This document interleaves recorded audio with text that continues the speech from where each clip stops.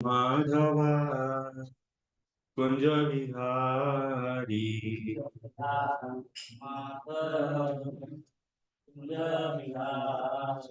जय राधा माधव कुंज विहारी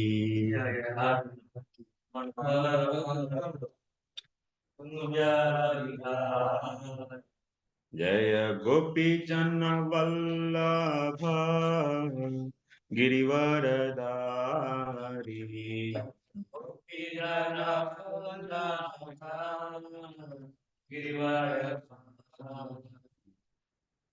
यशोदानंदन व्रज जन रंजन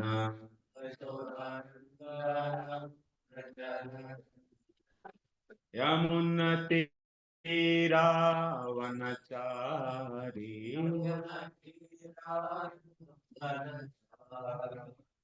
हरे कृष्ण कृष्ण कृष्ण हरे हरे हरे राम राम राम हरे हरे हरे कृष्ण कृष्ण हरे हरे हरे राम राम राम हरे हरे हरे कृष्ण कृष्ण कृष्ण हरे हरे हरे राम राम राम हरे हरे हरे कृष्ण कृष्ण कृष्ण हरे हरे हरे राम राम राम हरे हरे हरे कृष्ण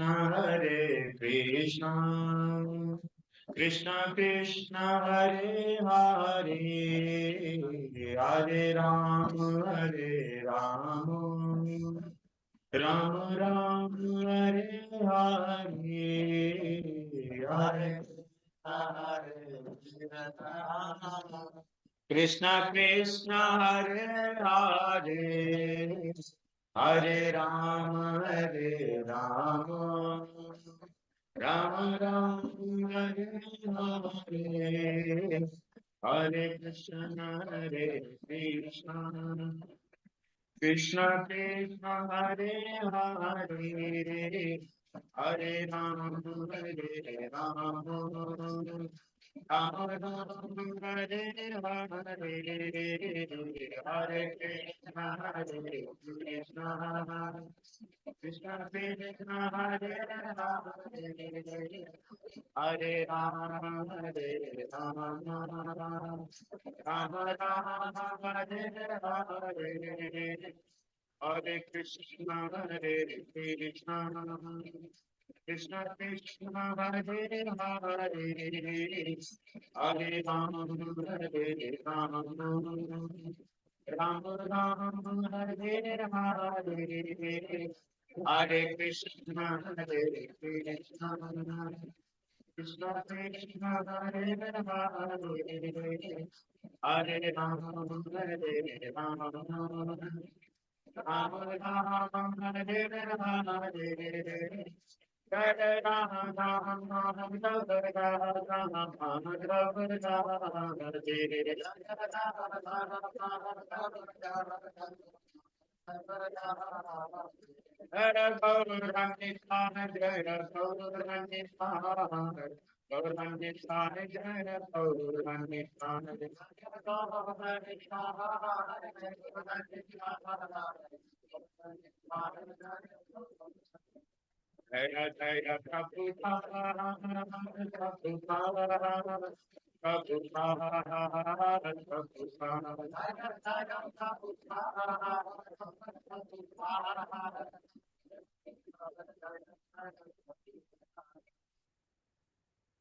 जय एवं विष्णुपाद परमस्पर विराजकाचार्य अष्टोत्तर सदस्य श्रीमद् अभय चरण गोविंद भक्ति वेदांत स्वामी श्रील प्रभुपाद की समस्त गौर भक्त वृंद की निताय गौर Premanand.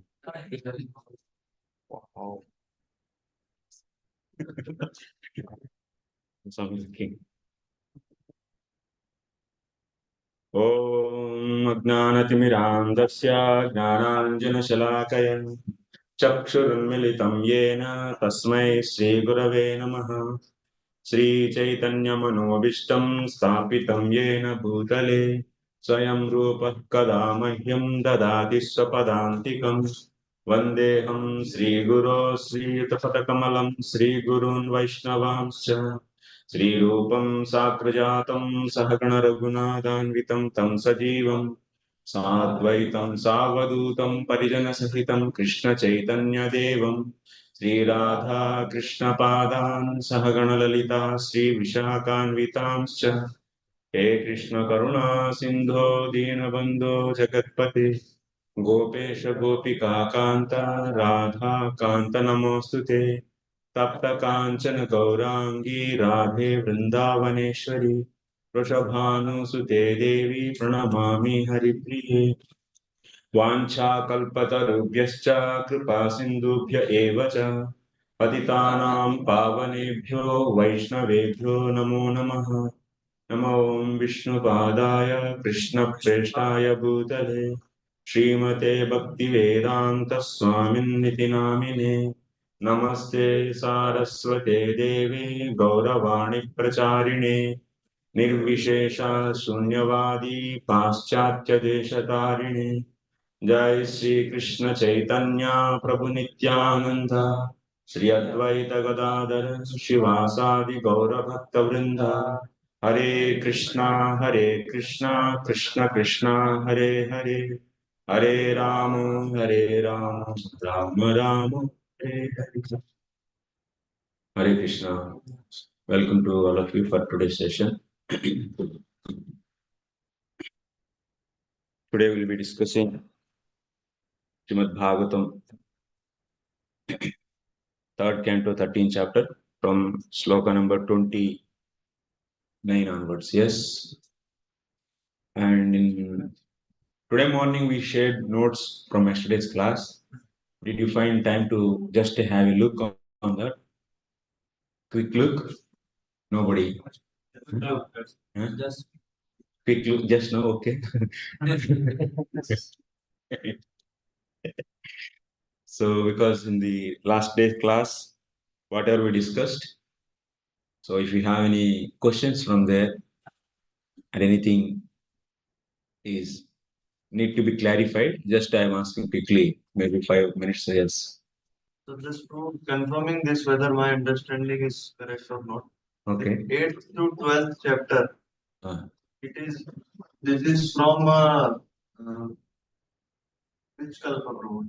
Padma Kalpa. Padma kalpa. That which is 15th day. Not 15th day. Last day. 50th. Yeah.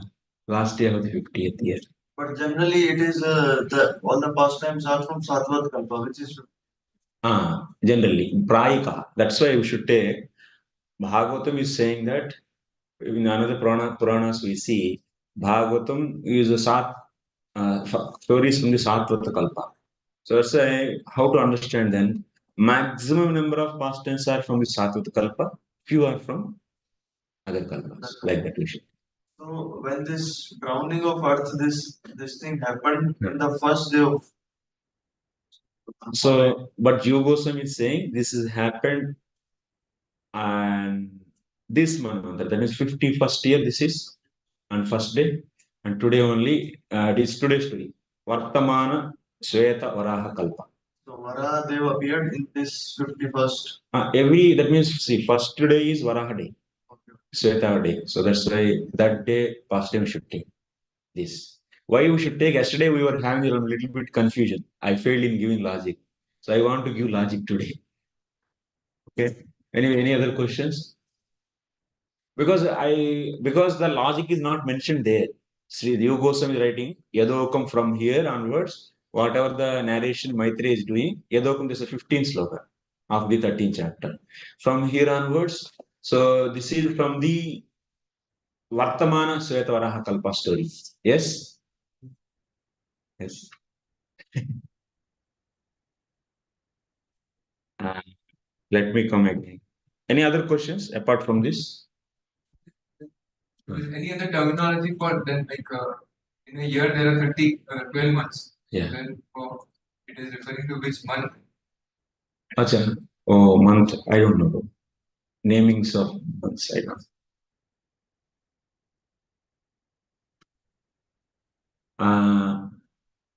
Also, like bro, like this, the last day is known as the Padma Kalpa. But last day of last, like there is a day and then there is night. Night we don't consider. Night. Yeah. Yesterday we discussed that form fate. Form fate. So, you please explain really how that form fate full circle? Because and one more question apart from this is that now we were discussing about that serving parents, Yes. the father in a sense. Then till the point we have developed that form figure full circle, we have to follow the Ashram rules. That means like brahmachari, they should follow brahmachari rules. And also grihastha, they should follow grihastha rules. As per brahmachari, being the saffron naishtik brahmachari, the shastra, whatever is saying to do, that much one should do. Only because of the now, he has faith on bhakti, he wants to develop that faith, but he is not having the full surrender, and that's why he is not able to engage himself always in Krishna consciousness.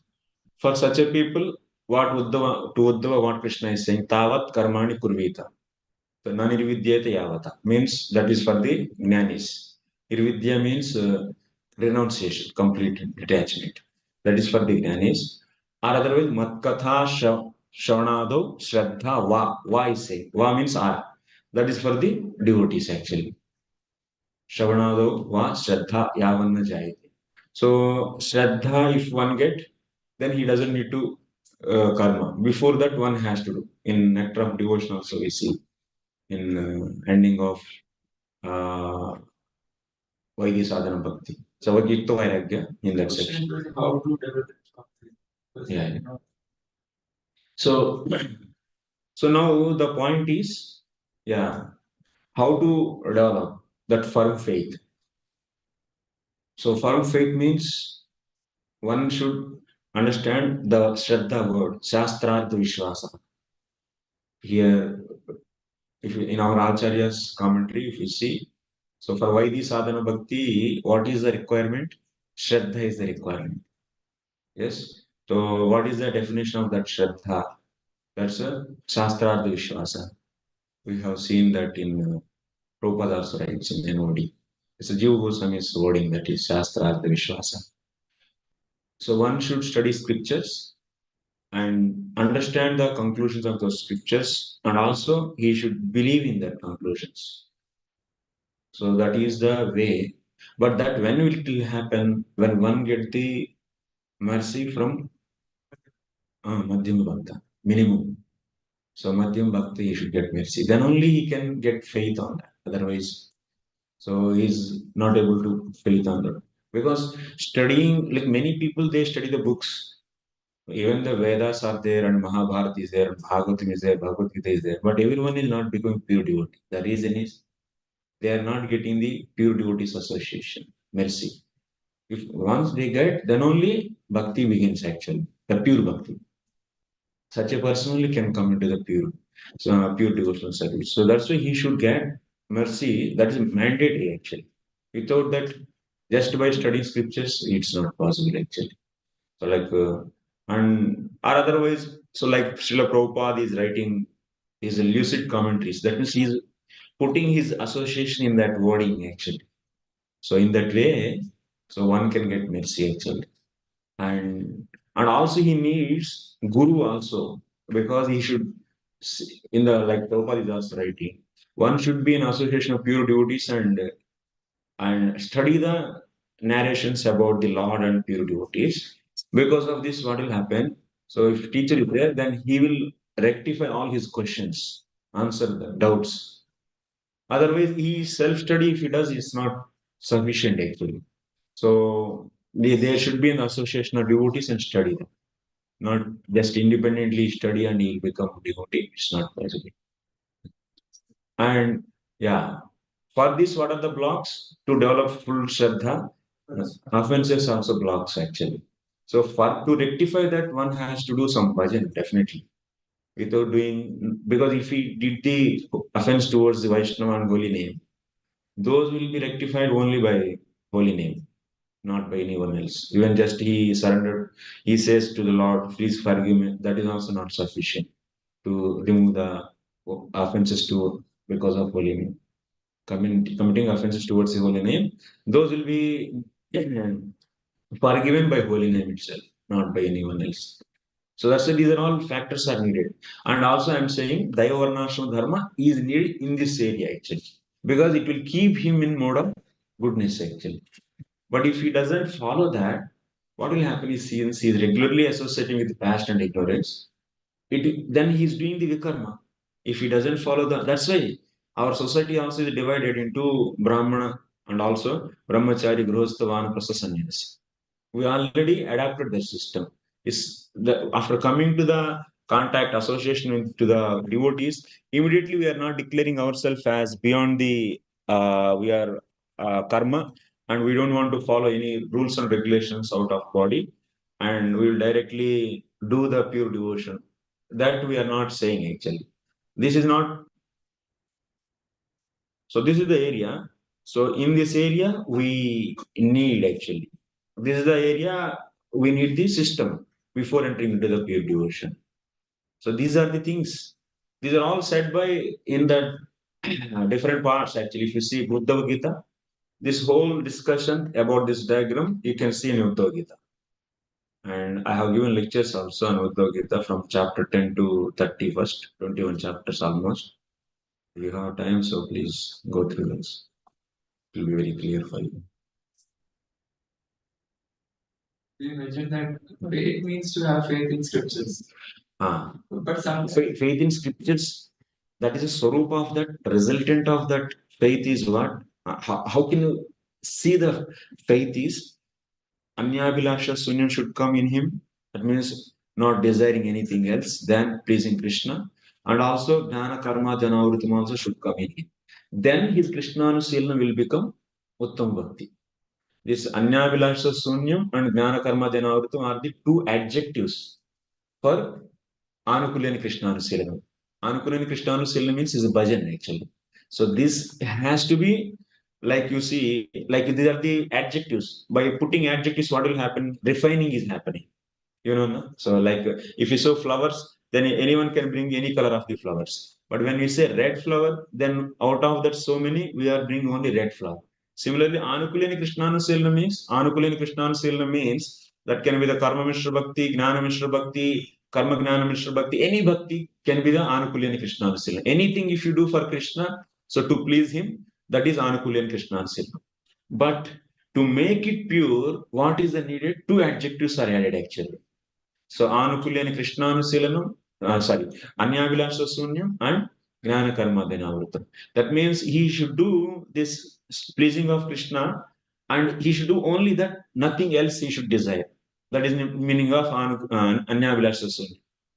And after that we said Jnana Karma Dhenavrutam. When you said this, you are removing the doing karma and offering that kind of bhakti you are eliminating actually. Jnana Karma Anavrutam means your bhakti should not be covered with the karma, jnana, or anything. So and so. So that's why these two adjectives are the resultant of having the faith. If one have faith means these two will come. Okay. What is the example? Yeah. Prabhu? Box in the box, you gave an example. This one, Prabhu. This one, Prabhu. Previous box. This one.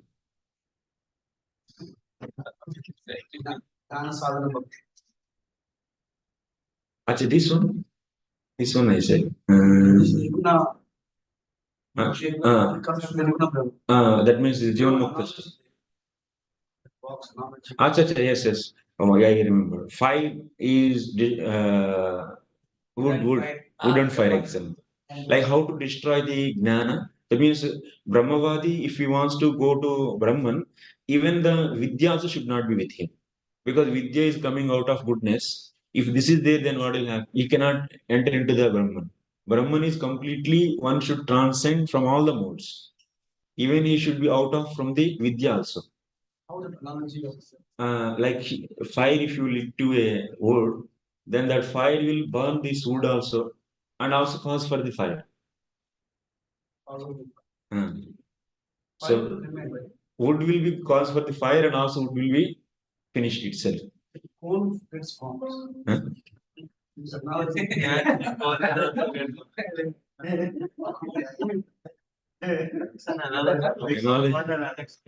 So there is another analogy I read. Just like there is a fire within the wood. There is a Krishna. Krishna is there within it. No, analogy is just when we take only some fact amsha which is useful for you, that much only we should take from analogy. Like someone says Chandramukhi. So why we are comparing someone's face as with the Chandra? Because of that brightness and also the effulgence and coolness. So by seeing moon, we feel in the heart coolness. So we are feeling by seeing someone face like that. So we are saying Chandramukhi. It doesn't mean that there's some black spot is there and in her also black spot. No. Analogy, we should not take all the unface. Wooden fire will stay. That wood is cause for the increasing of the fire and itself is get burnt out. Like that vidya, using the same vidya will be burnt. And finally he will leave the vidya and only bhakti will be there. Little bhakti because he didn't do prabala bhakti here. Because he is the bhakti Mr. Gnani. That means he mixed bhakti with the jnana. Majorly, pradhani bhuta is what? Jnana. And little bhakti he did. So, because of that little bhakti's mercy only, he is able to enter into the Brahma. There people do Karma Mishra Bhakti here actually. He came into contact with, because they are not able to do purely bhakti now. Their chetana is still stuck on karma some extent. Because of that, this is a Karma Mishra Bhakti, but it will gradually go actually. If they got powerful association and if they got the very extreme mercy, so it can take very less time to transcend from this to here. Yeah. Today you said the center of Naimisha, Meru mountain. So what is the Naimisha? We heard that Naimisha, like Prabhupada says, is the center of the universe. Oh, actually, for Earth, center is Sumeru, which is very far from our place because we are in Bharatavarsha. And in that Bharatavarsha also different khandas are there. Bharatakanda we are. So Bharatavarsha itself is very huge. And if you cross Bharatavarsha, then you will at the adjacent to that, Sumeru will come. Sumeru is the center of whole Earth. Take when Prabhupada says Naimisha is the center. There will be one more Naimisha, I think, should consider like Himalayas we have, there is original Himalayas there, even at the boundary of Bharatavarsha, there are Himalayas. Like any? Okay, so in yesterday's class, we were thinking that how Jiva Goswami concluded that this narrations, Yadokam, that means sloka number 15. From here onwards, so how can we take this is story belonging to Vartamana Sveta Varaha? The reason is I am thinking, actually, he didn't write, but I am guessing, so you can examine that. So, because you see, if we see in the previous slokas,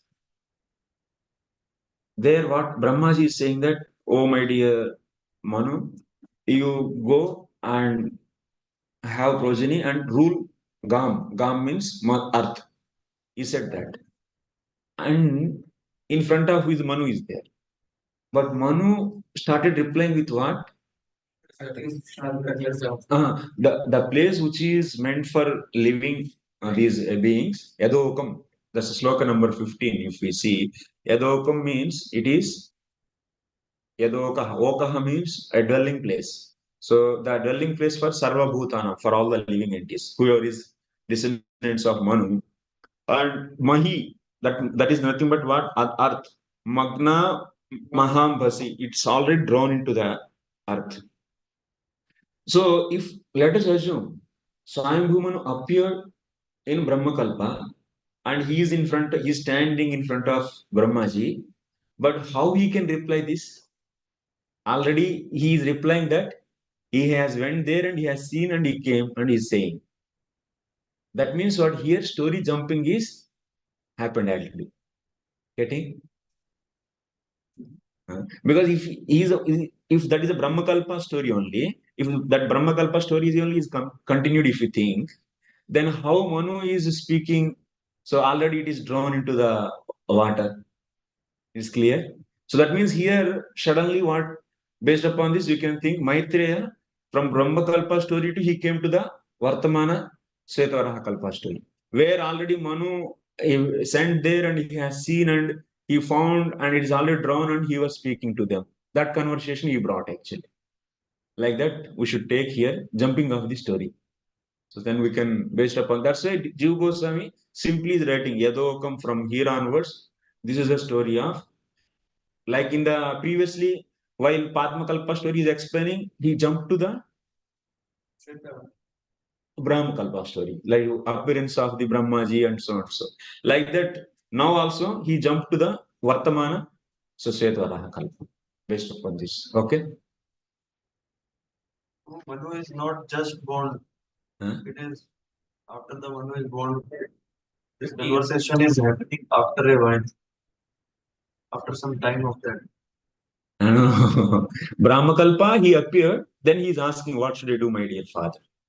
That's the story. So this conversation is of 51st year. So now the Manu is asking this that earth is there. Like that. So now this he is asking not just after born. Maybe some. So he's born already, and then after he has gone to check. Yes. So that can happen in Brahmakalpa also, bro. Like he's born in Brahmakalpa, then he went to check, and then he. That's why. But story you see, continuation of story you see, like Brahmakalpa he appeared, like first Sanat Kumaras and all. Then after that, what happened? Manu appeared, and with that Manu is speaking.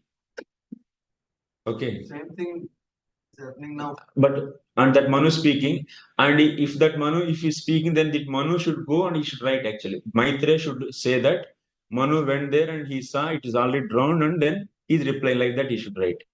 But he didn't write like that. Manu immediately replying.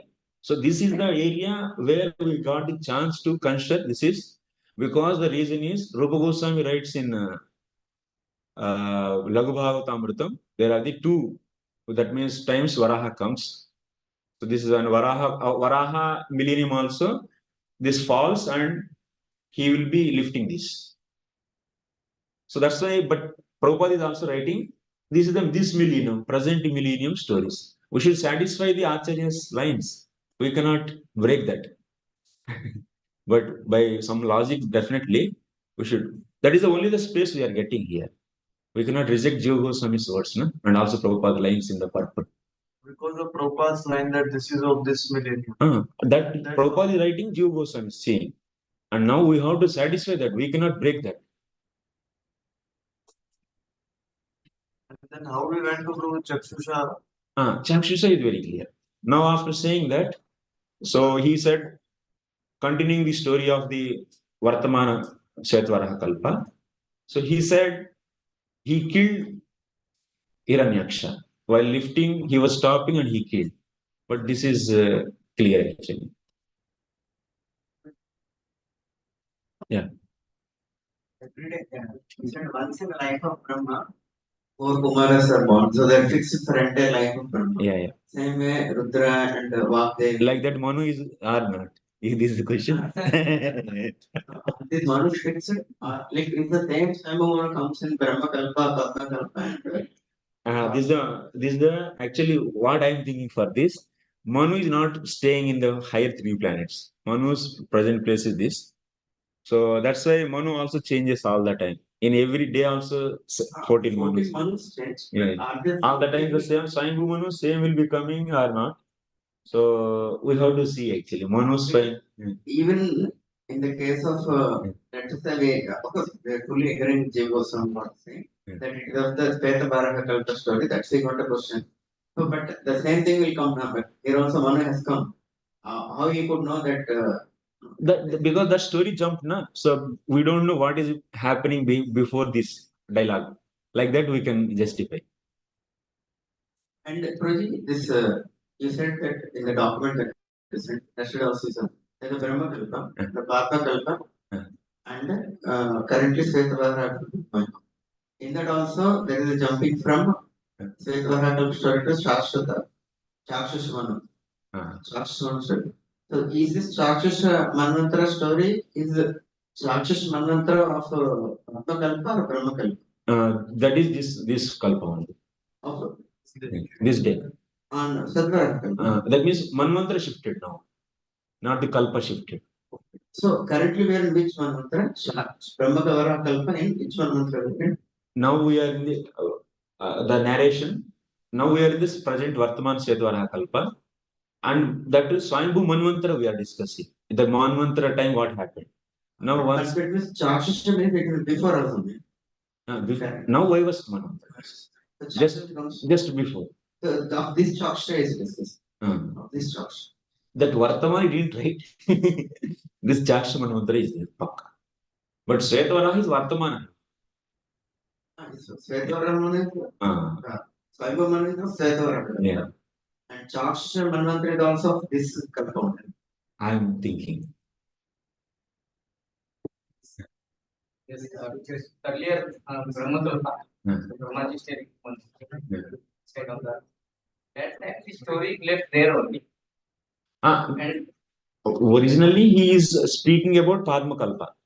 So what happens in between? He's jumping and coming and jumping and coming and jumping and coming. He'll do like that.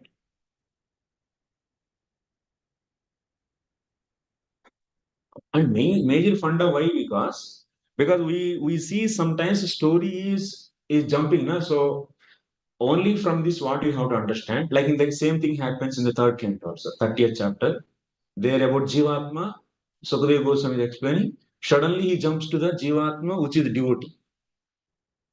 Actually, before he was explaining that Jivatma, which is doing the sin and it is going to the hell, and then after that, different yonis it is taking, like animal yoni, and then after that, it is entering into the mother's womb and getting the body. So, while saying that, Jivatma prays to the Lord. How it is actually, that means, Prabhu, please. So, if you say that Jivatma, if you take that Jivatma is that which is the sinful Jivatma. If that is praying, if you take, that means everyone is a devotee then. So here he explains Jiva Goswami once again quoting this present example. Because while saying this, sometimes speakers, so something related to something may come into their mind and they jump actually.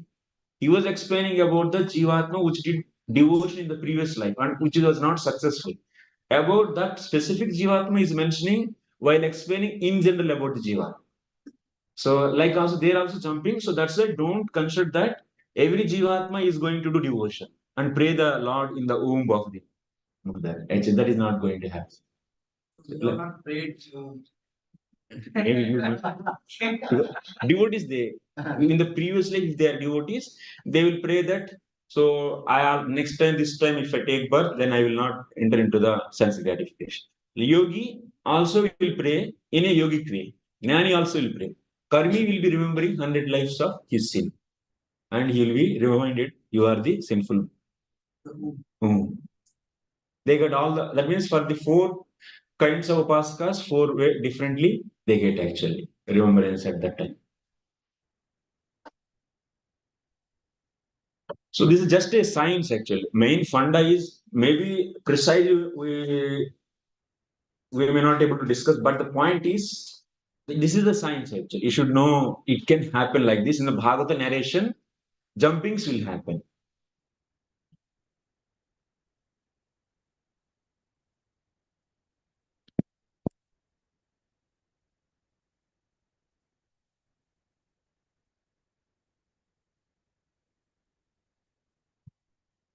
39. No?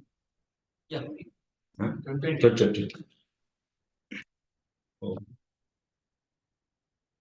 Savajrakutanga Vishirna Kukshi Stananayaganu Utsrushta Dirgami Pujaira Vata Sukrosha Yagneshwara Ahimeti.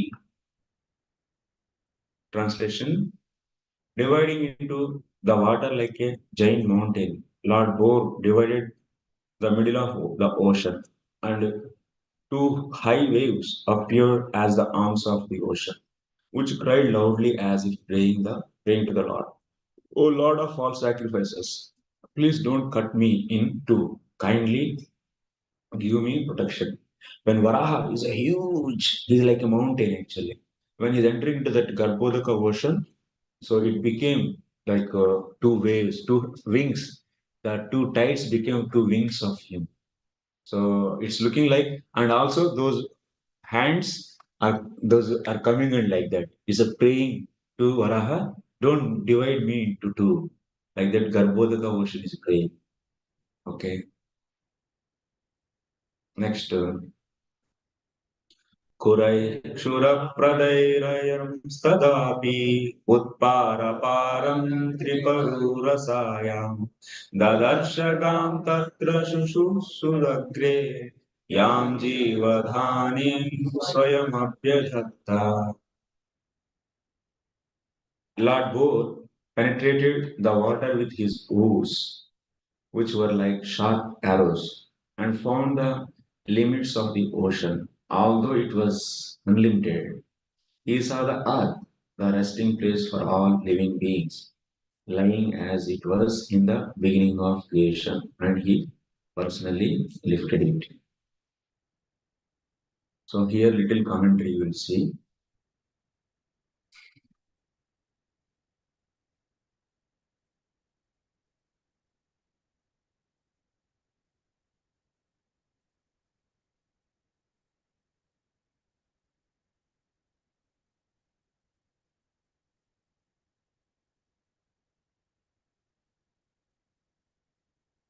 So when he is entering, here the main points is Rasayam Rasatalopalakshite Patalatale Garbhode Ityataha. Wherever you see in this narration Rasatala, entering into the Rasatala means Garbhodaka only we should take. So because Ataladinam Saptanam eva, meaning Atala, Vitala, Sutala, Talatala, Mahatala, Pata, Rasatala, and Patala. These seven are what? Saptanam eva Bhu Vivaratvena. What is the meaning of Bhu Vivaratvam? So Bhumi, earth is having this some Vivara means open place. So that means there is under the Sumeru, there is an open place. In that open space, they are there like a cavities. Like how seven. Under the earth, inside the earth, not under the earth, inside the earth, in that hole of earth. So that's why Prithvitvat. These Ataladis also considered as one way Prithvi only. Prithvitvat Rasatale Tasyaha Stitya Sambhavat. So how the earth can fall on the Rasatala, where the Rasatala which is already in earth. It's not possible. Asambhavat. So Stitya Sambhavat. Stiti Asambhavat. So this is the proof actually. So many times you may ask actually this how Rasatala it is falling. That means earth is falling Rasatala. We cannot take it into the Rasatala, but we should take because whenever there is impossibility, then you should take the secondary meaning. Like example, Gangayam Goshaha. If someone said that my house is on the Ganges, or otherwise sometimes they say my house is on the road. So it's not possible how anyone's house is on the road. So that means what you should take when there is an impossibility of taking that direct meaning, then we should take the conjured meaning as secondary meaning. Similarly here, so Rasatala, which is there already in the inside of the cavity of the earth. So how can you expect that this earth is falling in that? So it is impossibility of taking the direct meaning. So that's why we should take the secondary meaning. That secondary meaning is this earth is falling in, which is that means near to the Rasatala, that is nothing but Garbhodaka ocean, so it is falling in Garbhodaka. Like that we should take. Like in the case of my house is in Ganges, means we should not take Ganges, but the just side of that Ganges. That is the, so, yeah.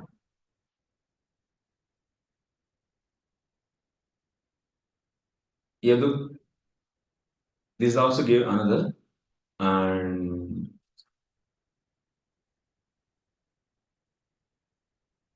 this is a point I want to mention. That's all. Then remaining thing is a description how Lord Varaha is entering into this ocean and so on so. Next. Swadan Shayodrutya Mahim Nimagnam Savuttita Samruruche Rasaya Tatrapi Daityam Gadaya Patantam Sunava Sandipata Tivramanyu. Lord Bo very easily took the earth on his tusks and got it out of the water. Thus he appeared very splendid. Then his anger glowing like a Sudarshana wheel. He immediately killed the demon, Hiranyaksha, although he tried to fight with the Lord. Here jumping happened actually. We don't hear anything about Hiranyaksha. Now Maitreya is saying that Lord when Varaha killed Hiranyaksha, how it is. So that means he is mixing the story of Chakshma Mantra with Sveta Varaha Kalpa story. So tatrapi tadrisha samplavaambhasi ki इत्यपि विस्मये दैत्यं हिरण्याक्षं जगान आदिदैत्य च कीदृशम् स्वरुदन्तं रोद्धुं चतुर्थ भिक्षुः भ्रमन्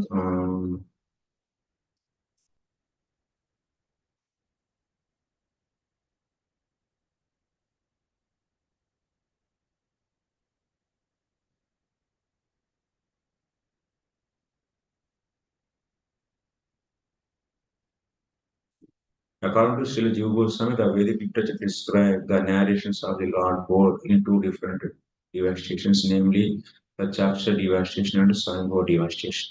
This particular appearance of the boar incarnation actually took place in Swayambhava devastation, when all planets other than the higher ones, Jana, Mahar and Satya merged into the water of devastation.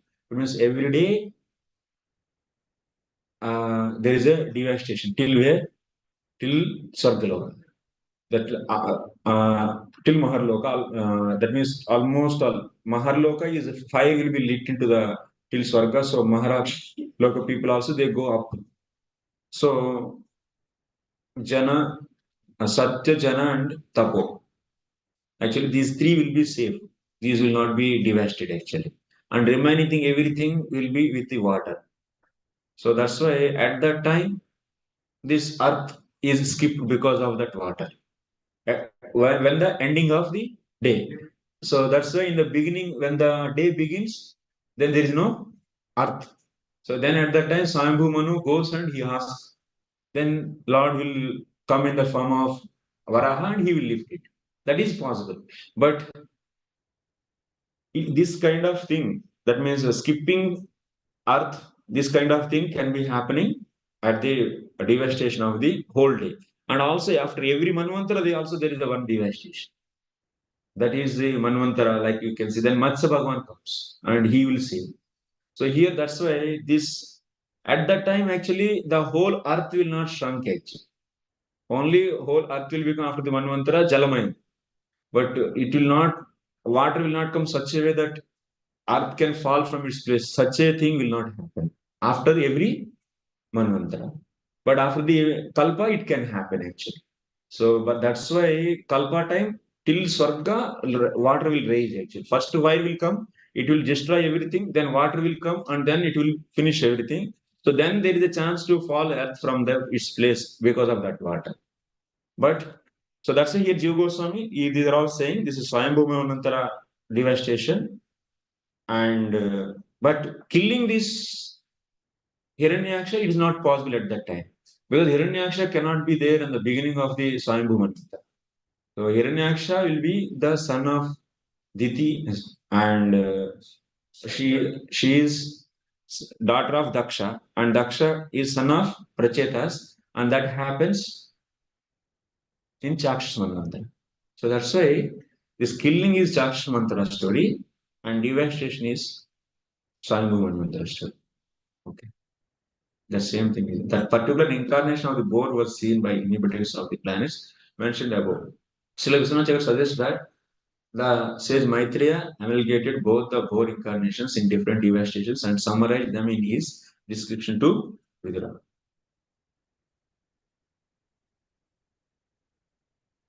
So here that's why Rupa Goswami writes in his Laghu Bhagavatamrtam. He says that here there are the two Varaha incarnations. One is the Nila Varaha and another is Sveta Varaha. And this is Tamala Varnam. So we are hearing the color of the Varaha is Tamala Varnam. Prabhupada is writing as red. I don't know. Tamala can be taken in many meanings. And Jiva Goswami is writing is black.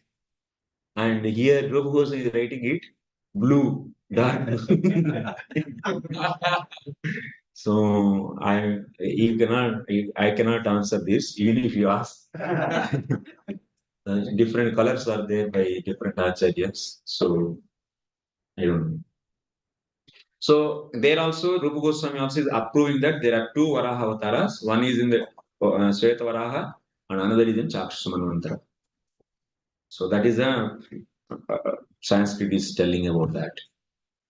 Sveta Varaha, Varaha comes, doesn't kill anyone. Because it's already Just lift. just lift. Yeah. The same. Here it is said clearly. देखिए अत्र श्वेतवराह कल्पे स्वयंभू मनवंतर आरंभे. In the beginning of Swayambhu Manvantara, Brahma Nasatah Eva Svetavaraha Avirbhuya. From the nose of Brahmaji, Swaraha appears Kevalam, that is only Prithivim Udritya Eva Antardhatha. Antardhatha. That means he will lift the earth and he will disappear. Tataha, after that, Saste Chaksha Manvantare Punar Akasmike Pralaye Jaladehi Avirbhuya. That means in the Chaksha Manvantara there is Akasmika Pralaya. So Pralaye Jalade Avirbhuya Nila Varaha Prithivim Uddharan. Nila Varaha will come and he will lift the earth. So Hiranyaksham Jagana and also he gives Hiranyaksham. Iti Varaha Dvaya Leelam Eki Krutyayo Maitreya Praha. So these two different Leelas, Eki Krutya means made one and Maitreya spoke this. Okay. This is Laghu Bhagavatamrtam. We are having proof from the down actually. This the same thing, whatever Vishwanath said in these two lines, this is also saying, Sanskrit text is also saying, Vida Avirasit Kalpe Asmin Adhye Swayambhu Manvantare. So it is Rupa Goswami's composition, these slokas. Same thing is saying. Okay, next. Jaganarundanamahasya vikramam salilayebham mrugaradivaambasi tadrakta pankānkita gandatundo yatha gajendro jagati vibhindan. Thereupon Lord Boar killed the demon within the water just as a lion kills an elephant. The cheeks and tongue of the Lord became smeared with the blood of the demon. Just as an elephant becomes reddish from digging the purple earth. This is clear. Here also there are different considerations. Some they say with four-handed Varaha appeared. Some they say two are the human hands and he is fighting with the club. And some a half is Varaha and a half is like human. Like human hands he has. Like that. That is also there and somewhere else. Okay. Tamala Neelam Siddhadanta Kotya Kshma Kshipantam Gajalilaya Jnanaya Bhattam Jalayonuvakai Virinchi Mukhya Patasturisham. Then the Lord, playing like an elephant, suspended the earth on the edge of his curved white tusks. He assumed a bluish complexion like that of Tamala tree. And thus the sages headed by Brahma could understand him to be the supreme personality of Godhead and offered respectful obeisances unto the Lord. Here, So now, while this is happening and Earth is being lifted on the higher planets, Sambhyamanvantara, that means in the night, before that night, devastation happens. That means, but upper three planets, living beings will be there. The sages will be there. So those are watching this and they have started praying offers. Rishis from that planets, they are saying actually, they are praying to the Lord, glorifying. Rishe Uchuhu. Jitam jitam te jita yajna bhavana trayim tanum swam paridunpate nama yadroma gatteshu nidivyothaya tasmai nama karana sukarayate. All the great sages uttered with great respect. O unconquerable enjoyer of all sacrifices, all glories and all victories to you. You are moving in your form of the personified Vedas, and in the hair holes of your body, the oceans are submerged for certain reasons. You have now assumed the form of a God. The Lord can assume any form he likes. In all circumstances, he is the cause of all causes. Since his form is transcendental, he is always supreme personality of Godhead, and as he is in the causal ocean in the form of Mahavishnu. Innumerable universes generate from the holes of his bodily hairs, and thus his transcendental body is the Vedas personified. So, Karnanusai Vishnu, when Lord wants to do creation, Lokasisrukshaya. Jagruhe Paurusham Rupam Bhagavan Mahadadivihi. So Lokasisrukshaya. When Krishna wants to do creation, then what he will do? He will take the Purusha avatars. First Purusha avatara is Karnanusai Vishnu. So he takes means Grahana, that means he made it appear. It's already there. When he wants to create all the lokas with the Mahadadis, then he will take the Purusha form. Then Karnano Sai Vishnu glances on that. Then Garbhodaka, then the Brahmandas are formed, and Lord enter into that in the form of Karnano Sai Vishnu, enter into the form of Garbhodaka Sai Vishnu. And that Garbhodaka Sai Vishnu, from there, all avatars comes. All avatars comes means Gunavataras all come from him, and then from him Vishnu, Karna, Kshirodakasai Vishnu come, and from Kshirodakasai Vishnu, all other avatars will come which are required to play in this earth or rather in this universe. So like that. So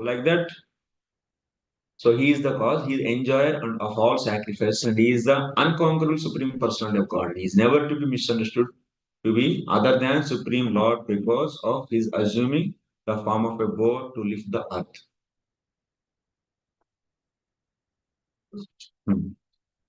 Avatar means one who descends. So he accepts the form or takes the descends as Bhagavan. So Amsha and Amshi description is given in first and third chapter.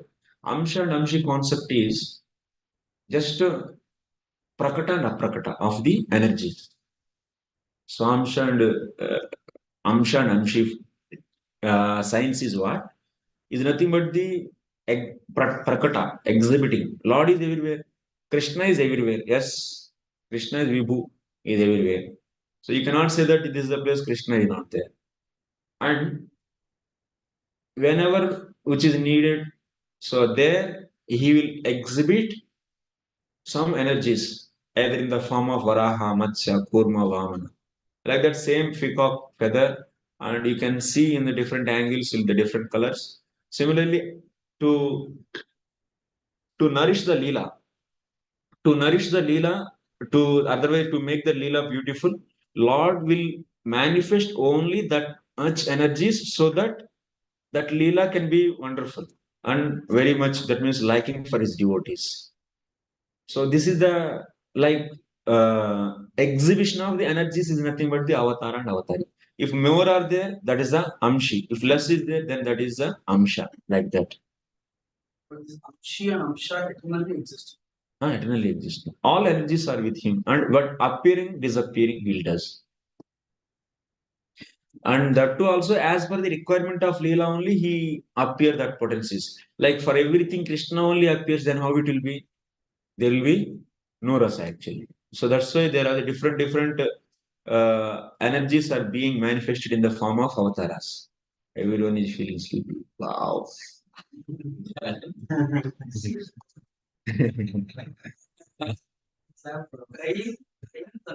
Huh?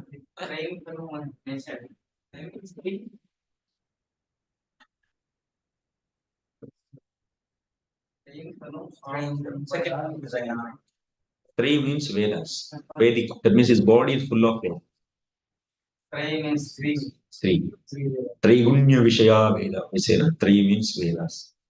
This person has three more. Three means is Varaha is Vedamayi. Is a personification of Vedas. Three Vedas. Yeah. Fourth Veda is not. Understood this one. No. Fourth Veda is also actually only one Veda only. It is divided, but majorly we take three because yesterday I said Vichara work is there. In that, that's why we don't take that.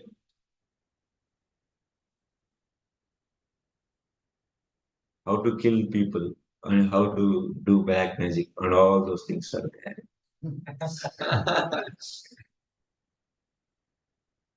So these rishis they are saying this body is trayimayi. Trayitanum means he is a personification of Vedas, and that's why these rishis in the coming slokas we are seeing. So they are seeing the different instruments of yajna. While performing Vedas, mostly they describe about different yajnas. In performance of the yajnas, there are different spoons and different objects we use, the vessels we use, and they are seeing all those vessels as the limbs of Varaha. So that is the description we are seeing in the coming slokas. Because these sages are seeing it's not that his body is made up of all these, but because they are sages and Lord is personification of Vedas, so that's why they are seeing. So Vedic, that means Vedas means mostly telling about the yajnas, and that's why the yajna instrument they are seeing in his body and describing. Your tusk is like that, and your ears are like that, your eyes are like that they are explaining actually. Lord, next. Rupam tavaitannanu dushkrutatmanam durdarshanam deva yadvaratmakam chandansi yasya kvachibarhi roma swajyam rushi tadangrishu chatuputram. O Lord, your form is worshipable by performance of sacrifice, but souls who are simply miscreants are unable to see it. All the Vedic hymns, Gayatri and others, are in the tusk of your skin, are in the touch of your skin. In your bodily hairs is the kusha grass. In your eyes is the clarified butter. And in your legs are the four kinds of fruitive activities. That means Catur hotram. Catur hotram, this Catur hotram we know, na? Rug, Yajur, Sama, Atharva. We Veda mantras we do. So every yajna is divided into four activities. There will be four different rituals are needed. Yes. Hota, yeah. Four priests are required for completion of any yajna. So Hota, Udgata, Advaryu, and Brahma. So that's why they do four activities, and those activities are known as Chatur Hotram. Each rituk's work is known as Hotram, one Hotram. So Chatur Hotram. Based upon Chatur Hotram only, initially there is only one Veda. So that is Yajur Veda. That is being divided into four Vedas by the principle of Chatur Hotram. In the first canto, fourth chapter, we can see there initially, one Veda only, but people are not able to digest that. It's difficult for them to digest this and recite everyone, all the Veda they should learn. That is not possible. So that's why one Veda, which is known as Yajur Veda, so that is being divided into four Vedas with the principle of what? For performance of any yajna, we need four rituals and they chant the four different mantras, different types of mantras, four different types of mantras. This is known as Hota. That means he chants the rigs. All rigs from Yajurveda brought and made it as Rig Veda. And this is the Udgata. So Udgata chants the mantras which are known as Sama mantras. So that's why those made it as Sama Veda. Like that same Advaryu. Advaryu, we chant the mantras related to Yajur Veda. Some places in their original Veda is written. So Brahma, so he chants it's the Atharva Veda. And remaining, that means whatever the stories are there in this Yajur Veda, those are all made into the Itihasas and Puranas. That's a Panchama Veda. It's a fifth Veda actually. And remaining whatever is there, he kept in Yajur Veda itself. Is known as Yajur Veda. Like this, total 5 he made into the one into Veda into 5 divisions. So that's why all Puranas and Itihasas also Veda only. Vedattum is there. And then fourth chapter it is there, the first chapter.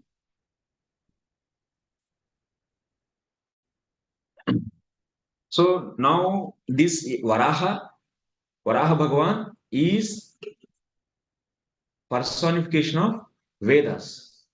So that's why the rishis are seeing majorly in the Vedas what is there, Karma Kanda is there. So that's why they are seeing, since he is the personification of Vedas, they are seeing the different objects required for performing yajna. So now in the skin they are seeing what? These pores are as, they are seeing as kusha. And eyes are as clarified butter. And like that. Now we can see in the next sloka. Is it similar to Sharupa kind of?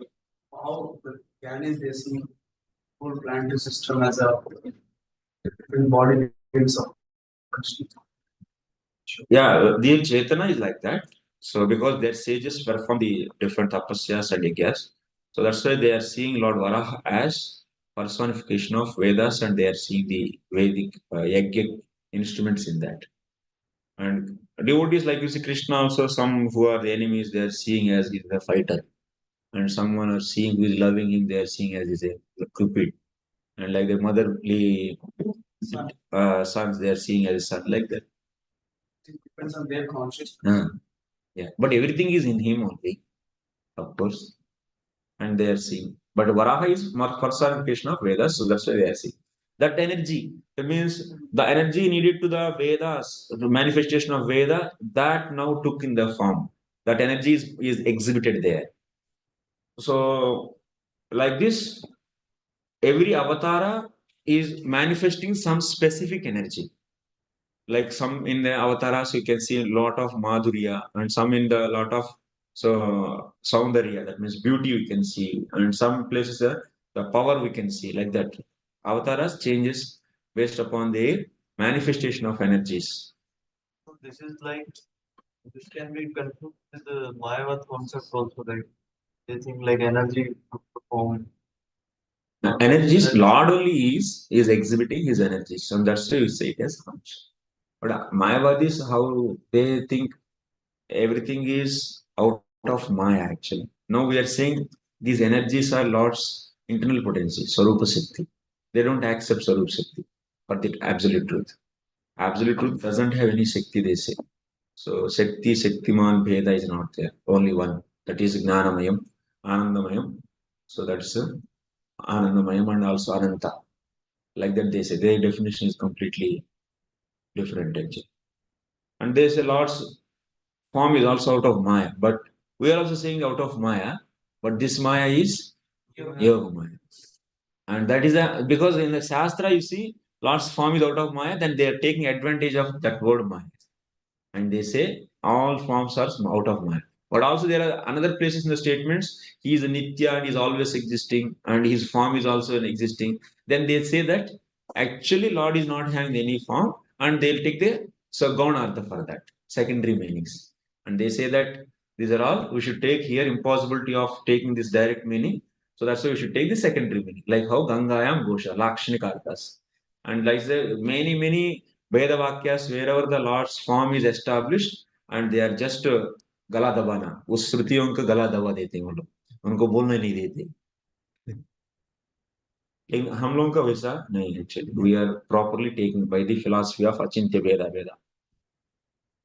Sratrund Asisruva Ishanasyo Idodare Chamasa Karnarandre Prashitramasye Grasane Granastute Yacharvanam Te Bhagavan hotram. O Lord, your tongue is a plate of sacrifice. Your nostrils is another plate of sacrifice. In your belly is the eating plate of sacrifice, and other plate of sacrifice is the whole of your ears. In your mouth is Brahma plate of sacrifice. Your throat is the plate of sacrifice known as Soma, and whatever you chew is known as Agnihotra. So see, in Yajna, there are the different plates and different spoons are used, and they're having also name. Srava, like the different spoons. If we see like proper Yajna Brahmanas, they know these instruments actually.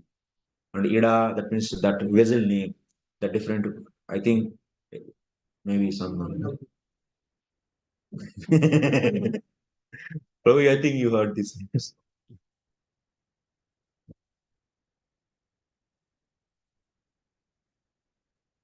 The Vedavadis say that there is nothing more than the Vedas and performance of sacrifice mentioned in the Vedas. They have recently made a rule in their group of formally observe daily sacrifice.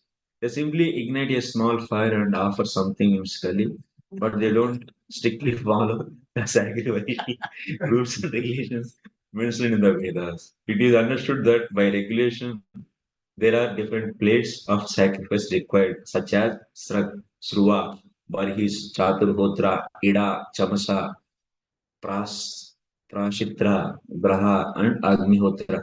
And also the shape and size and also width, everything strictly has to be followed.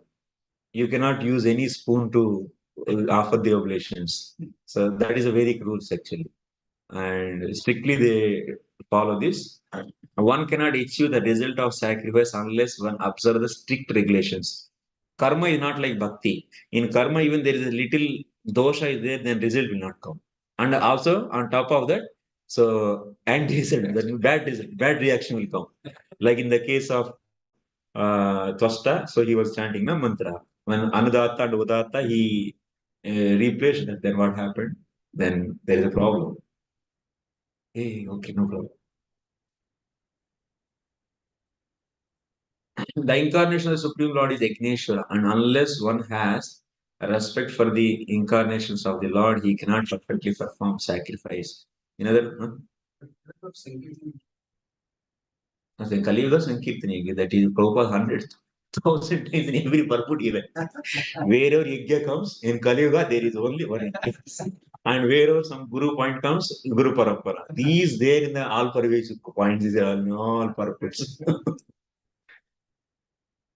Different plates of sacrifice correspond to the different parts of the body of Lord's incarnation.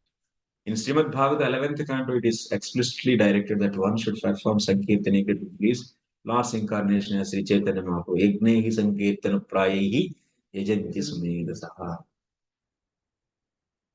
दीक्षानुजन्मोपसदः शिरोधरं त्वं प्राणैनोदनैर्नृतः जिह्वा प्रवर्ग्यस्तव शीर्षकं क्रतो सत्यावसत्यं चितयो सवोहिते.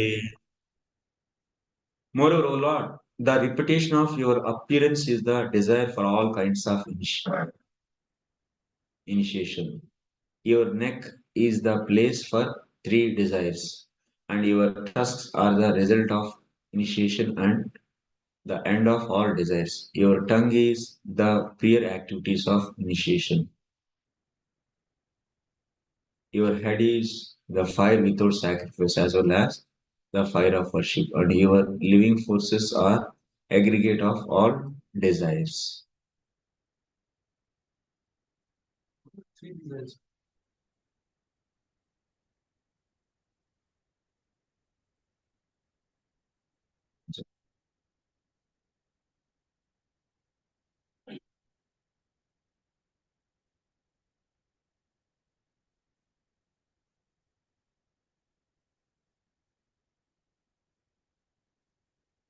Diksha Dikshinieshtihi Anujanma Varam Varam Ityavivektihi. Diksha, properly translating as initiation. That's a specific term for the performance of yajna actually. So, Isti, Diksha, Yajna, Havana, these are the different levels of the yajna. So, very technical terms. I also don't know much. I'm saying vaguely. These are all very, very specific yogic terms. Ishti is one thing, and savana is one thing. Yaga, yagya, these are the different words, and there is a very variation will come. So ishtayaha sirodharam griva. So ishti is saying as a desire actually, Prabhupada. Actually, ishti is a kind of yagya. Low level of yagya is known as ishti and ishtaya. The three types of ishtis are there. And those names I don't know much. Okay. Ishtaka, Ishtakachanani, Pancha Asava Prana. Okay. In Kaliga, only one yajna. Sankirtani. These yajnas are not possible.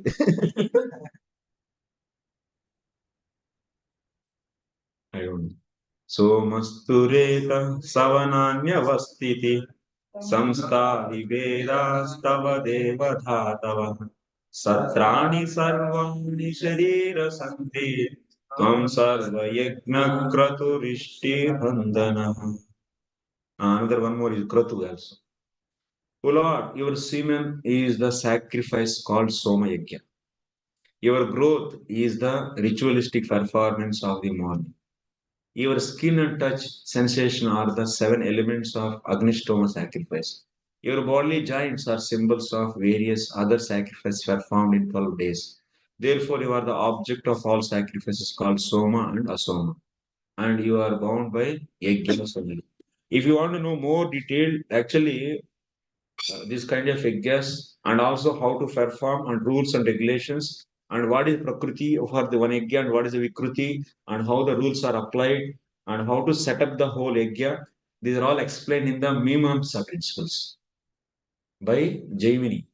Jaimini give various Mimamsa principles and so that yajnas how to perform and what are the rules, what is the so main activity before that main, huh? Yeah.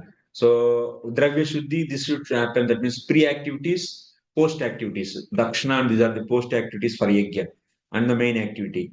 And what are the rules are applied for the Uchegya and what rules should be taken. Many lot of discussion and it's a huge book, huge science this is. And there they are very familiar with all these different words and Mimamsa principles. Mimamsa Prakash, Nyaya Prakash. And also Saubar Rishi wrote the commentary on Jaimini's Sutras. Saubarmuni. So one can, if anyone interested, they can go into. So Agnishtoma, Atyagnishtoma, Utkata, Shorasi, Vajipreya. These are the very prime yajnas actually.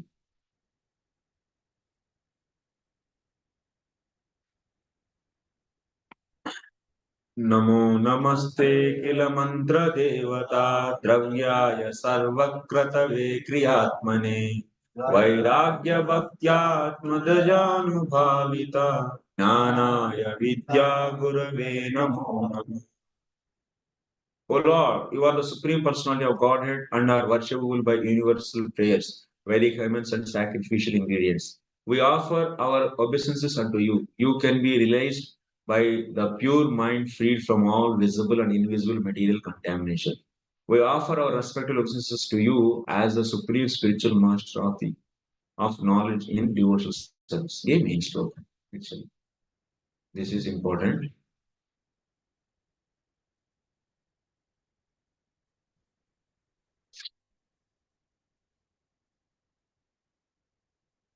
Till now, these sages they were seeing how they are seeing as the yajna, as the Vedas and yajnas they are seeing.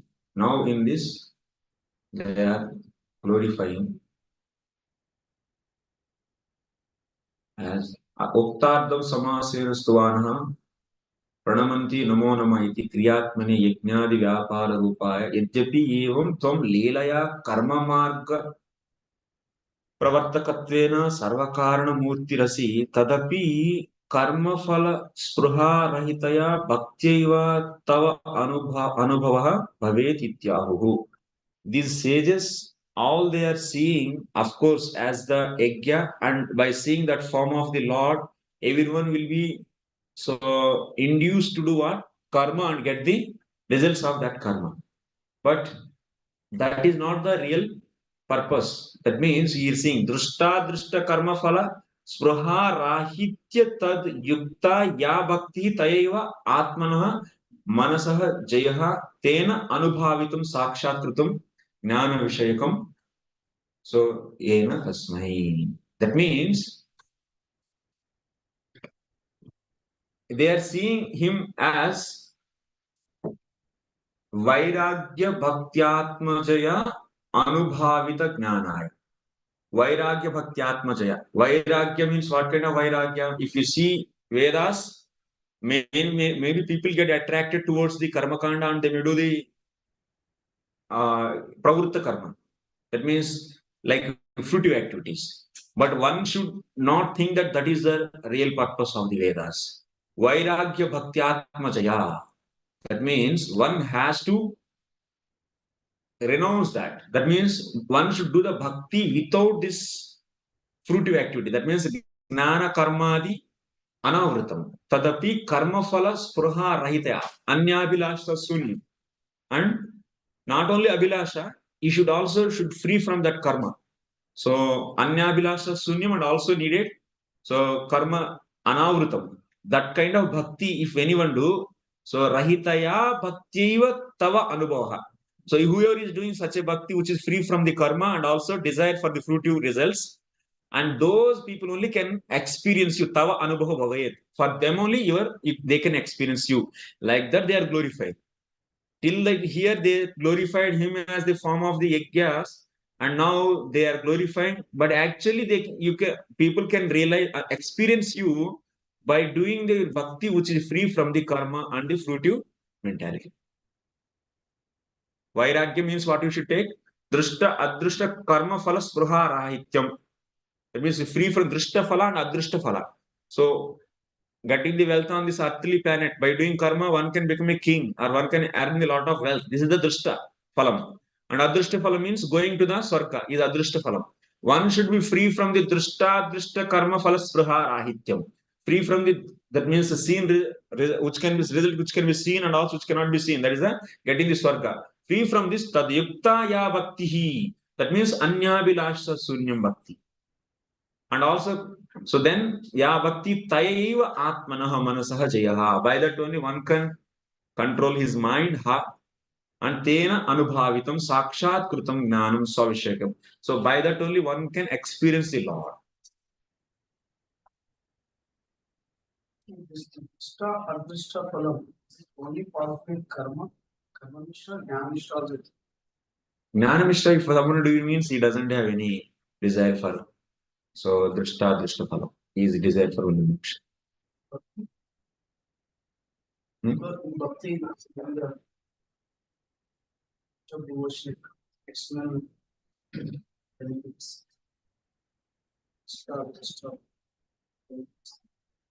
Bhakti, artha, jignasu, arthati, jnani. These people, they can do bhakti for getting some kind of this arthati. That's a drishta phalam. He's desiring drishta phalam. So that Shubhada is not under consideration. Acha, when one do bhakti, so if he comes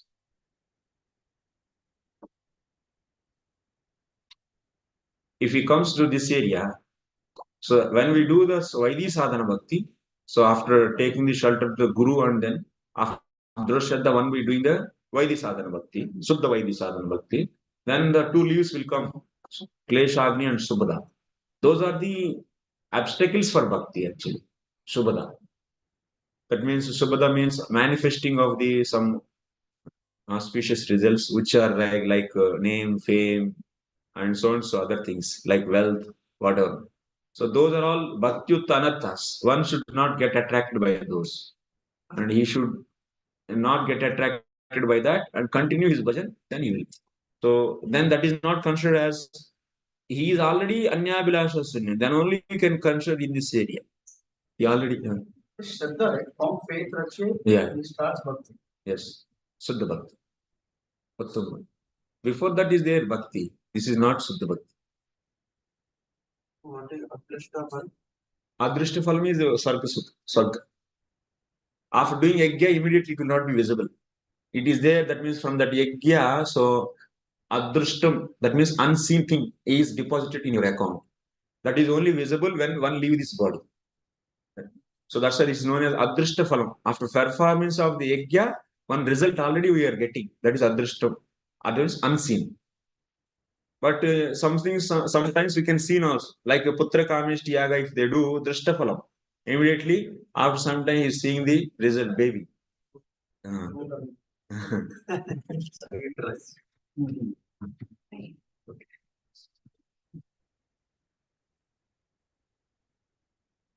So qualification of bhakti. We are doing Karma Mishra Bhakti. Also, we have Drishta. Yeah, Karma Mishra Bhakti also 3 types. So Sakama Karma Mishra Bhakti, Kaivalya Kama Karma Mishra Bhakti, Bhakti Matra Kama Karma Mishra Bhakti. That means taking the support of karma to the bhakti, if you do, that means bhakti along with that karma, if you do, then it's a Karma Mishra Bhakti. That's not pure. Because now your consciousness is going towards the karma also. So then in that case, that if one does that karma for the support of the bhakti, and the wholesome doing that bhakti is to get the result, more material result, then it is known as Sakama Karma Mishra Bhakti. And someone may do Karma Mishra Bhakti to get the moksha. So the purpose of doing the Karma Mishra Bhakti means bhakti is pradhana and some karma is added. So that's why it is known as Karma Mishra Bhakti. It is also known as Pradhani Bhutta Bhakti. But he may look for the moksha actually. So then it is called as Kaivalya Kama Karma Mishra Bhakti. And someone may do Karma Mishra Bhakti for pleasing the Lord only. Bhakti Matra Kama Karma Mishra Bhakti. Even that is also not pure because karma is added and it is breaking what rule? Jnana karma dhanavritti, it is breaking. So that's why it cannot consider as pure devotion actually. So still in that 3 levels also, Drishta, Phalasana. So even Drishtaphalam is there while you do pure bhakti also. Subhada, we are saying, name fame, but we should not. Yeah. So yes. Bhaktyatma, that is. This freedom is called vairagya, renouncement material desires. One who engages in devotional service to Lord according to regulative principles is automatically freed from material desires. And in that pure state of mind, one can realize the personality of Godhead. That means to do pure devotion, we should make our heart, whatever we do, that is only, that means whatever we do means devotion we do, that is only for the pleasure of the Lord. And also for doing this bhakti, so we don't want need of any karma, gnana or anything else. And that means there is no space for other sadhanas than bhakti. So bhakti means what? Direct bhakti here. Yesterday also we are saying direct. If someone is able to do direct devotional services, Prabhupada is writing, then there is no need of following the Varnashram Dharma. Varnashram Dharma is only stepping stone. If someone is directly engaging himself in directly devotional services, that is nothing but pure devotion. If he is doing that for the pleasure of the Lord, then there is no need of Varnashram. But if one is doesn't in that state, then he has to follow. So take the help of this. Next, this is confirmed in the Bhagavad Gita as follows: Tesham satata yuktam bhajatam priti purvakam dadati buddhi yogam tam virama vayanti.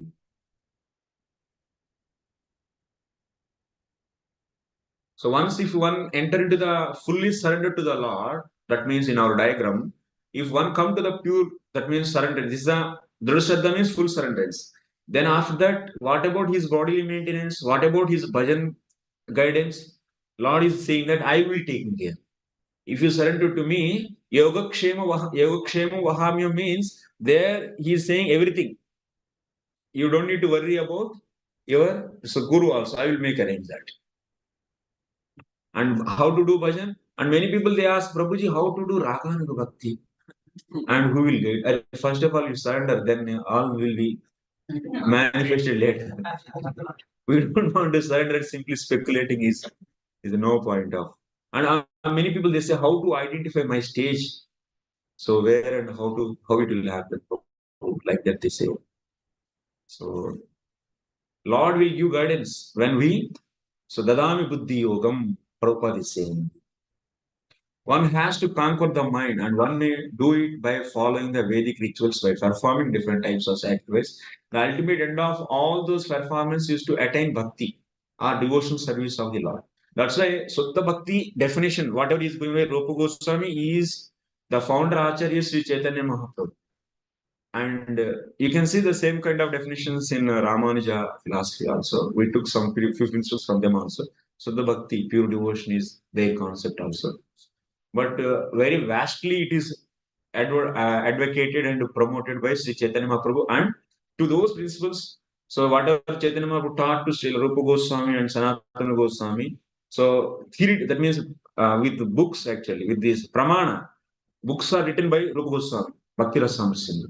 He described the science of pure devotion service very elaborately in this book. That's why this book is like our main book for Gaudiyas. The main book is Bhakti Rasamrita Sindhu, Nectar of Devotion, is the most important book. And after that, Jiva Goswami felt that there is a need to elaborate even further more. So that's why he wrote Bhakti Sandarbha actually. Bhakti Sandarbha is the more detailed version of Bhakti Rasamrita Sindhu. And also, but the Bhakti Rasamrita Sindhu, the later part, that means southern wave and western wave and northern wave. These three actually speaking about the rasa. That rasa vichara you'll see in the Priti Sandarbha. Three waves we see in Priti Sandarbha and one wave in Bhakti Sandarbha. So that's why Bhakti Sandarbha and Priti Sandarbha is more elaboration of one way or other, some additions of first wave and remaining 3 years. Like that we can consider. And this is a very, very important books. One should understand very scrutinizingly Bhakti. Wherever the Shastra comes, any sloka, we should strike to that is what kind of Bhakti this sloka is speaking. This is Karma Mishra Bhakti or Jnana Mishra Bhakti, or other in that Jnana Mishra Bhakti also, Kaivalya Kama, Jnana Mishra Bhakti, or other Bhakti Matra Kama, Jnana Mishra Bhakti, like that, or otherwise, many. Bhakti broadly classified as Arupa Siddha Bhakti, Sangha Siddha Bhakti, and Swarupa Siddha Bhakti. Once again, that is divided into one is 3, another is 9, and another is 4. So that if we make this whole divisions, if you understand, we can identify. That means in Shastra, if some sloka is Yat Karosi Joshi Dadasya. So I like that if you see this sloka consciousness, you will understand performance consciousness of this bhakti. Then based upon that, you can put, okay, this is this bhakti is speaking. This is this bhakti. This sloka is speaking this bhakti. This will help us to more see what is pure devotion, what is not pure devotion, and how to change. In the prayers also, we are able to see. So some prayers are like Mishra Bhakti prayers, some are pure. So like that, like Devatas, when they pray, you see that they desire behind that. And their prayer is not reflecting their pure devotion. Like that, you can start further analyzing the prayers also, you are able to analyze actually, consciousness level. That will help us to surrender to the Lord actually, and we'll try to follow them.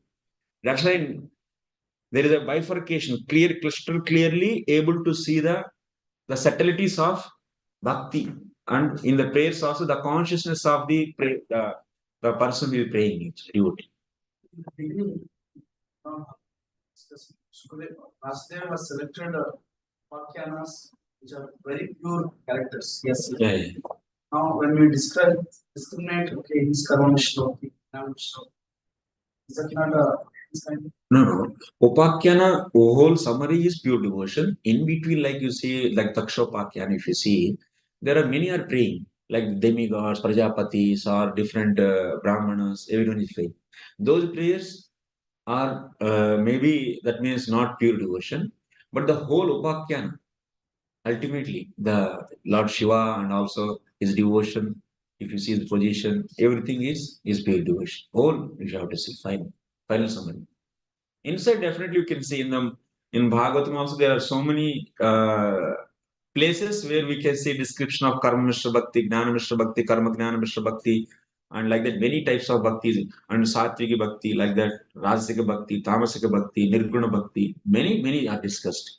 But the whole Upakyan, if you see Kapil Dev, he is describing the many types of, even he is describing the Jnana philosophy, Sankhya philosophy, and Yoga, that is Jnana and Sankhya one only. So the Yoga is discussing, he is also discussing types of Bhakti. But what is the conclusion of all this? So finally, what he is concluding with the Devahuti, he is saying pure devotion. So if you see the prayers of Devahuti, so what she understood, she is putting that everything in the form of her realizations while leaving his son. So from this we can conclude, that means what is the conclusion of this Upakyan? Like that, all Upakhyanas summary is pure devotion. Like that only selected actually. So that's why in Srimad Bhagavatam there is no Vayasa Tirtha. There is no pilgrim place for crows. All are the place for Hamsas. But in other Puranas, it's not like that. In other Puranas like Padma Purana and also Vishnu Purana and other Puranas, there we have so many Vayasa Tirthas. But over, can you say then Vedas literature is Vayasa Tirtha? No. But in general way, the whole book is speaking about Bhakti only. Even the other Puranas also, even Tamasic Puranas also, there you can see there is a, so importantly they are saying about the Vishnu Bhakti only. But that is in the very rarely you may see.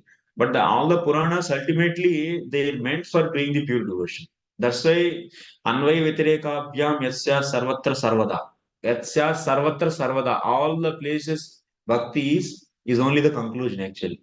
For all activities, for all the books, and for all the anything actually. Ultimate conclusion is Bhakti only. So that's why in Puranas also, ultimate conclusion, their conclusion also Bhakti only. A pure devotion to the Krishna. But so that's why in this way, Puranas are also not Vayasa Tirtham. But Upakhyanas in that, like in the Mahabharata. Why he wrote Mahabharata? He wrote Mahabharata to uplift the general mass people who are interested in karmic reality reactions, fruits of karma. So to make them to bring them towards the Shastra, he described, but it made such a bad result actually. What happened? Great loss happened to that fruitive mentality people. They thought that, oh, Vasudev said to do karma and that is his order. So that is my dharma. So lifelong, I will do this only. And even Vasudev said in some places, Sarva Dharma and Parityaja. In Bhagavad Gita, he said this, leave every dharma. And also he said that Brahma Bhuta Prasannatma Nasochati Nakangshati. So like that, in that places also he expressed Bhakti's top, but he expressed very rarely actually. And because of this, what happened? People whoever is seeing that means his major portions which are promoting karma, and they are thinking that, oh, becoming Brahman, I should do this, and then that is my duty, and lifelong I will do this. Even this Sarvadharma comes, he will think that this is only for the कोई काम धंधा नहीं है जो उसका माने ये कर्म करने में लायक नहीं है, नालायक लोग माने जैसा भट्टो जी दीक्षित बोलते हैं तो so what he says, not Bhatta, it's Kumarila Bhatta. Bhatta says only those people who are impotent, not able to produce children, they will become brahmacharis, Naistic brahmacharis and sannyasis. Actually, real people, they take the grahastha ashram and they do karma and they produce the results of their karma and they enjoy. This is the mard pad hai. तो बाकी सब बेकार है.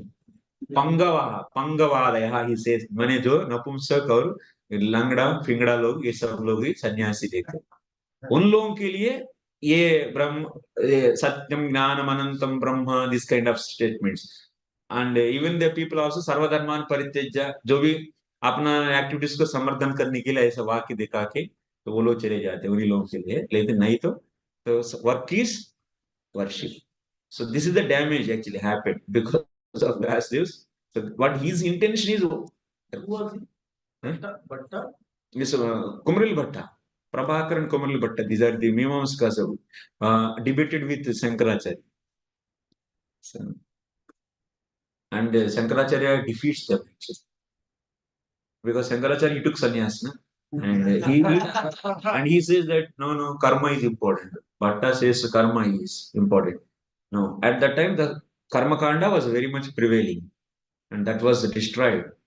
So then after that he brought to the minus to the zero, Shankaracharya. People's conscious from minus to zero. Then from there Vaishnavacharyas took it forward. Next. Damstragrakotya bhagavanstwaya dhruta virajate bhudara bhusa bhudhara yatha nirasato data dhruta Gajendrasya sapatra. O lifter of the earth with its mountains, which you have lifted with your tusk, is situated as beautiful as lotus flower, which leaves sustained by an infuriated elephant just coming out of the water. जब हाथी बाहर आते हैं उसमें जैसा कमल का flower रहता है वैसा दिख रही है अर्थ. अभी कैसे कैसा दिख रही डिस्क हमको नहीं पता है. The fortune of the earth planet is frail because of its being specifically sustained by the Lord. Its beauty is appreciated and compared to that of lotus flower situated on the trunk of an elephant. Trayimayi trayimayam rupamidam cha saukaram bhumandalena tadata drutena te chakasta sudadena bhuyasa kala chandresya yathaiva vibrama. Here something font is not coming brightly. That's why I'm not doing. O Lord, as the peaks of great mountains become beautiful when decorated with clouds, your transcendental body has become beautiful because of your lifting the earth on the edge of dusk. So, okay, we'll be having 10 minutes break. 12:45. What is the dimension of Bhumandal? The dimension of the globe is equal almost. No, almost. This is Earth is 400 and some 70 millions of yards for Earth's diameter, and the whole universe diameter is 500 millions of. With that dimension, the Earth, the Bhumandal, cannot go to the depth of the ocean. Slowly sunk हो गया. Actually बहुत बड़ा प्रलय आया ना. उससे प्रलय से पूरा मिट्टी क्या हुआ? निकल गया.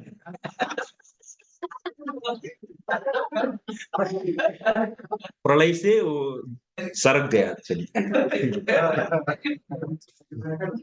The point is rather than I understood actually. I also got same doubt. Then finally brought this conclusion.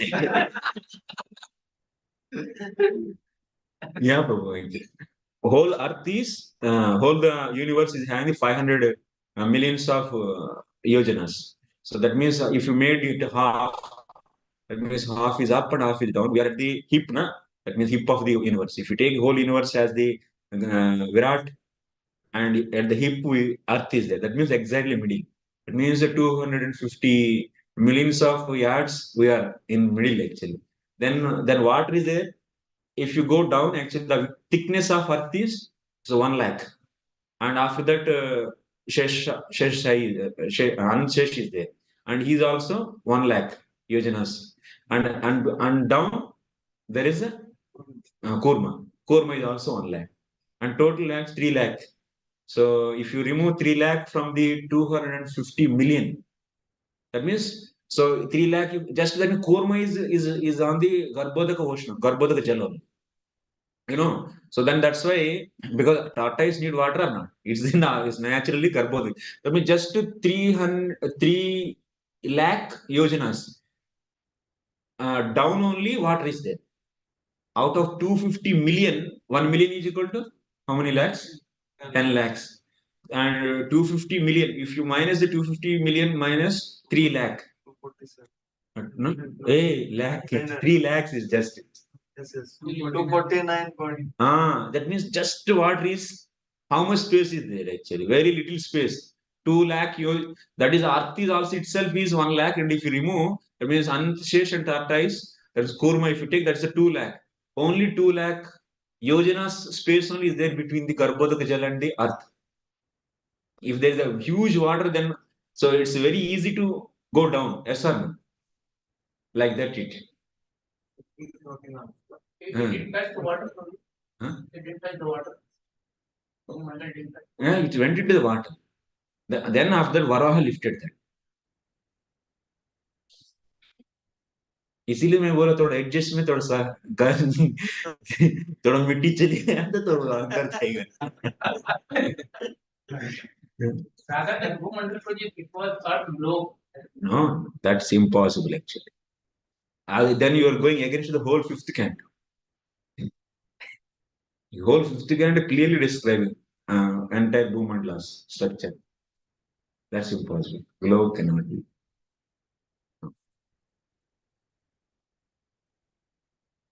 Okay. That means just Garbhodaka Jal is there just near to our earth. Only 2 lakh yojanas you should remove from the 250 million yojanas. That means it's a point 2. 250 minus 0.2. 249.8 million yojanas. This much water is there.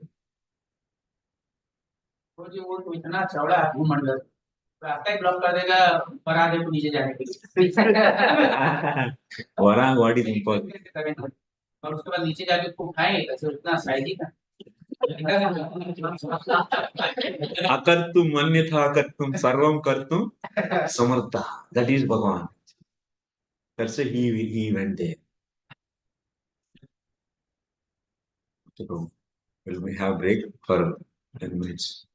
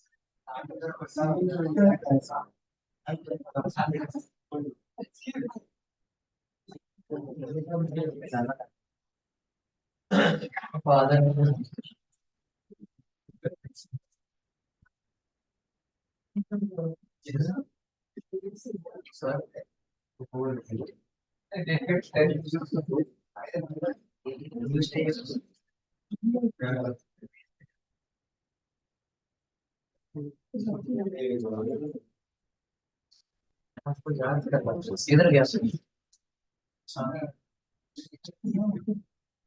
कुछ लाया है.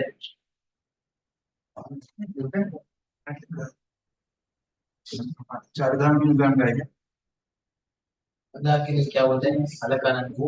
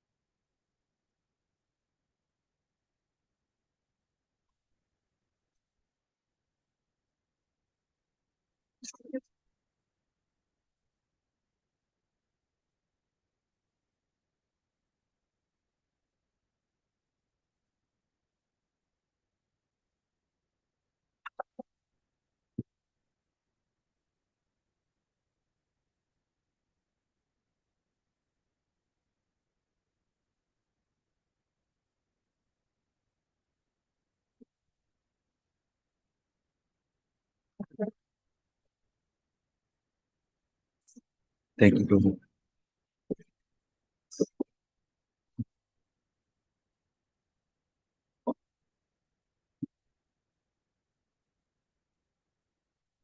Thank you.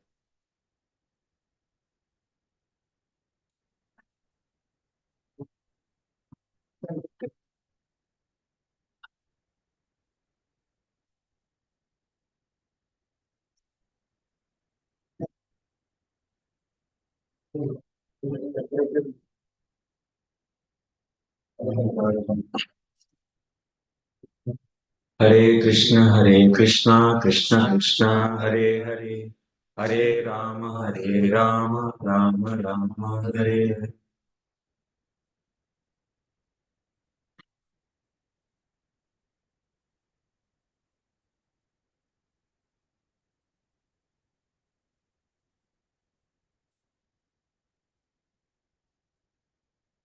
Shall I give some questions? Yes, We'll write those answers for those questions. As per till now discussion for 10 minutes.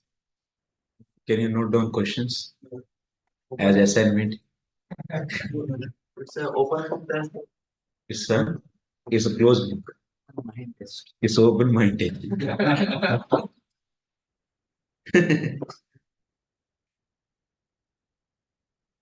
List out the different names of questions actually. Just it will be hook points. What you learn also it can be useful. Can you write it, everyone? It's not mandatory for. No, it's mandatory. If you don't say it's not mandatory. Everyone write it, huh?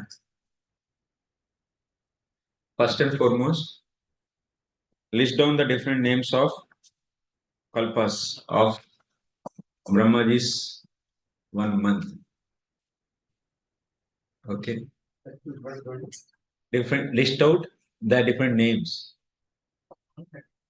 Huh? Oh. List out. Okay.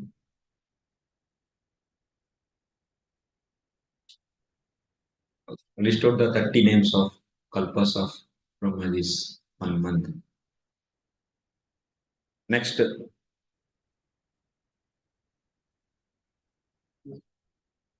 how establish that Maitreya is speaking about Brahmakalpa story in Padmakalpa in narration of Padmakalpa story. Huh? Establish that Maitreya is speaking about Brahmakalpa story while narrating Padmakalpa story.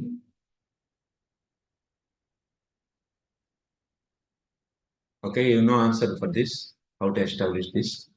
You have to quote the slokas. So where the Padmakalpa story starts, and then how this is switched to the Brahmakalpa story. You should make the whole description. Okay, clear? Second question. Third question is establish that Maitreya is narrating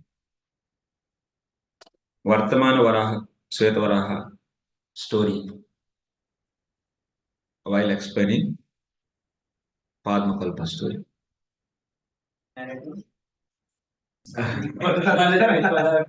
Sveta Varaha. In Padmakalpa. Okay.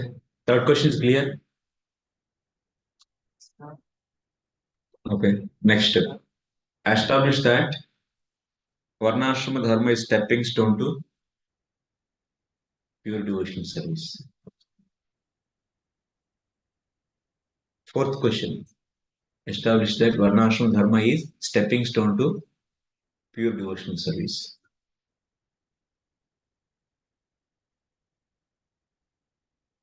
Answers are there in your file. Actually, we sent yesterday. Just you should just identify that. This. Next,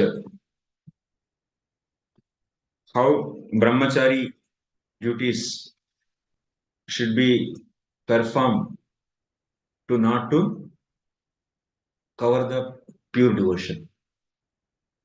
How brahmachari duties has to be performed so that those duties will not cover pure devotion.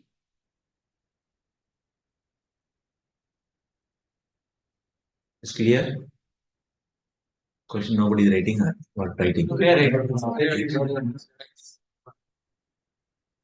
Okay. Yeah. It doesn't cover your division. Describe or otherwise explain. Earth is falling in Rasatala. Explain the meaning of earth is falling in actual, or explain the actual meaning of earth falls in Rasatala. Double quotes. Earth falls in Rasatala. Explain it. Actual meaning. You should describe that Rasatala is in the cavity of the earth, so that it is also Prithvi only, it cannot fall, and that means it is falling in Garbhodaka, like that you should steps. Okay. And establish that the prayers of sages are concluding in pure devotional service. That's my discussion. Understood? Explain that prayers, the conclusion of the prayers of sages is in pure devotional service.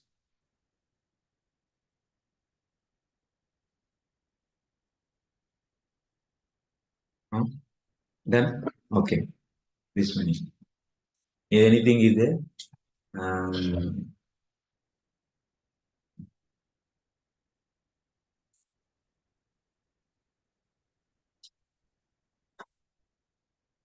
This is-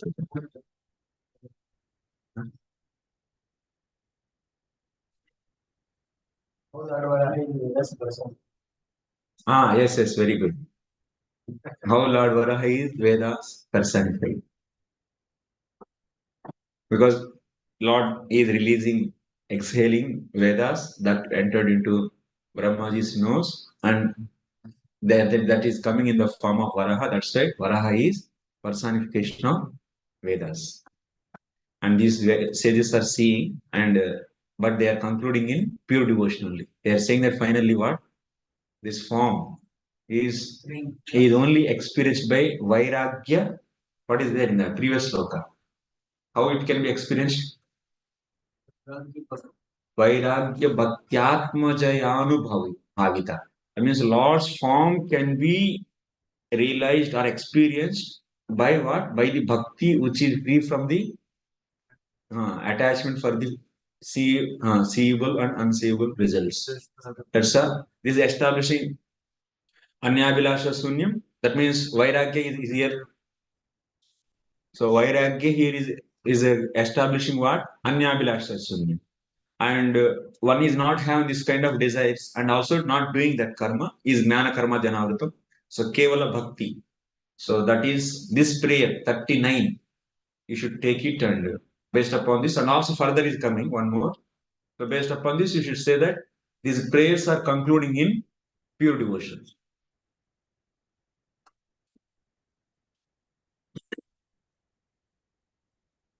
Okay.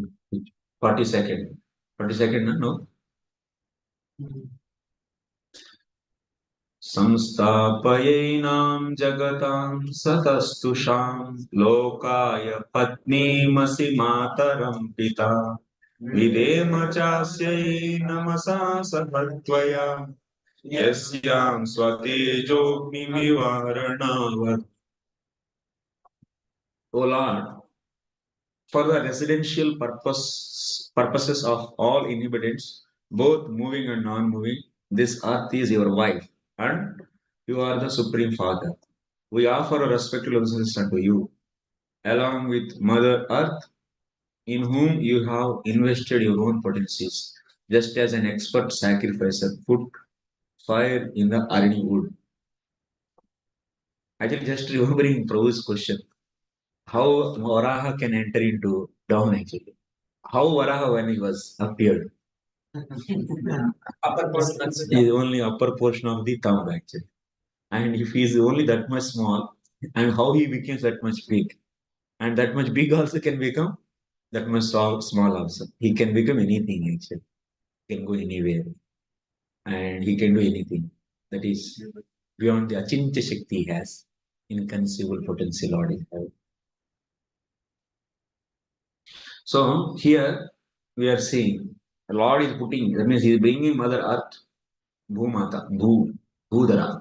Lord is when he is holding Bhu. So it's like you're putting fire. So investing his potency on Mother Earth is nothing but what? Is like it's a putting fire in Arani. Aranis we know now. Two Aranis they used to produce the fire actually in performing yajnas. There is a friction will be generated between one Arani top and another is lower. So they put some light. What they put actually some grass, yeah. Not grass, I think. Yeah. Some that is also having the Darba something system. That is also we should follow rules only. Anything we cannot put actually. That's it. Yeah. So from there fire they produce, not from the matchbox. That's a pure fire. Fire is also having many qualities. Is divided into in the qualities. Sattvic fire, tamasic, and rasic. So like that. So pure fire that is. So Arani, like how the fire is put in the Arani, the same way he is investing his energy on earth, where Mother Earth is a mother and he is father. The so-called law of gravitation, which sustains the planets, is described herein as the potency of the Lord. This potency is invested by the Lord in the way that an expert sacrificial Brahmin put fire in the Arni wood by the potency of Vedic mantras. By this arrangement, the Lord becomes habitable for both moving and non-moving creatures. The conditioned souls who are residents of material world are put in the womb of Mother Earth. In the same way, the seed of a child is put by the father in the womb of the mother.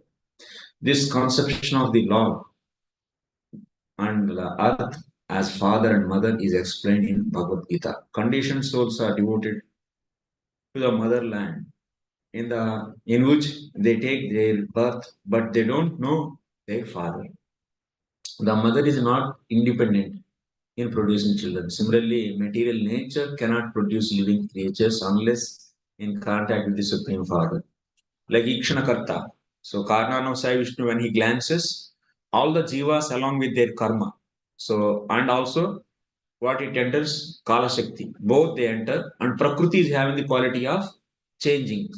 So, change, Parinam. So, change is the quality of Prakriti. When Kala Shakti enters into that, so then after that also Jivas with their karma they are entering. It's like a impregnating, like a father is impregnating mother. The same way, Lord is impregnating. Then the souls are entered into the mother womb, and then after that, they are further development of Brahmanda. Finally, Brahmaji is giving bodies to that. That is known as Prakruta, and another is creation is primary creation and secondary creation. Vikruta. Yes. Correct, na? In which chapter? Which chapter?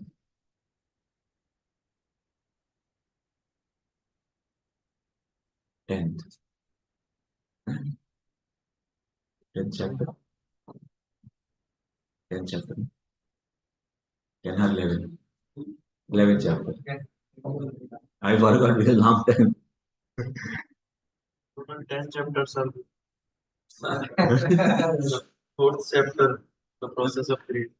No, but this Prakruta and Vikruta, this explains, right? Okay, leave it.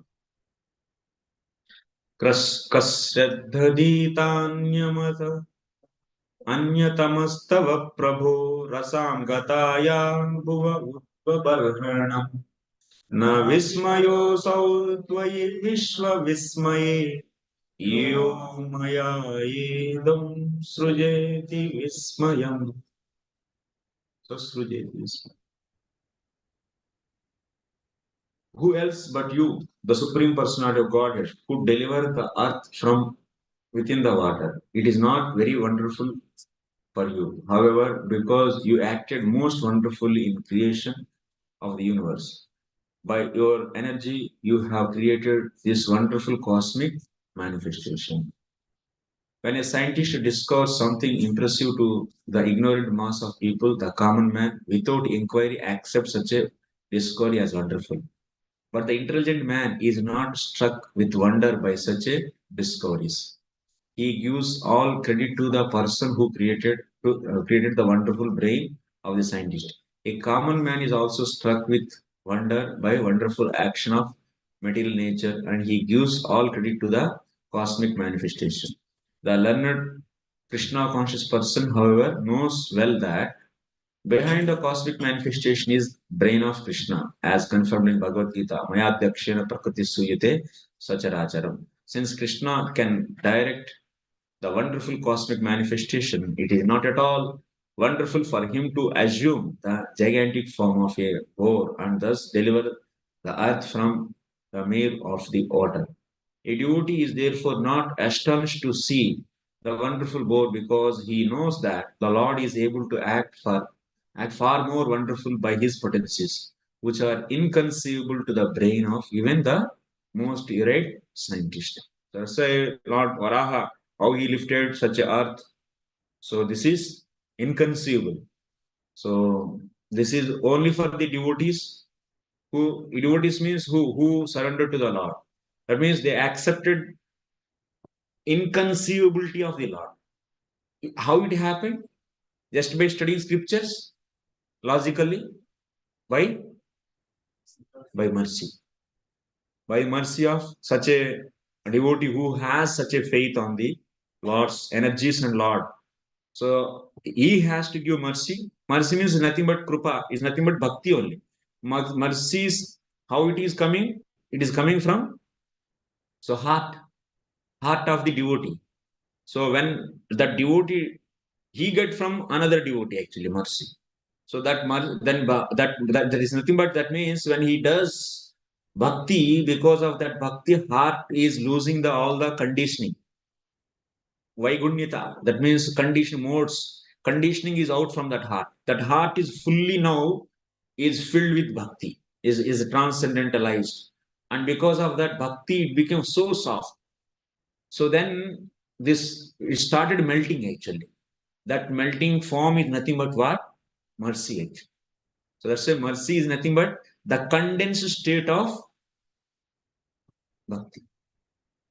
When now the neophytes, they have also bhakti, but that is now is covered with the jnana and karma and also desires.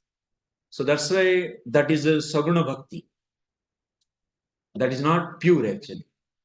That will become pure by getting the mercy from pure devotees, association. So, from the pure devotee, only pure mercy will be coming purely. Mercy will be coming purely. So that enters into the a new person. So in this way, so whoever is getting, that person will accept inconceivabilities of the Lord's inconceivable energies.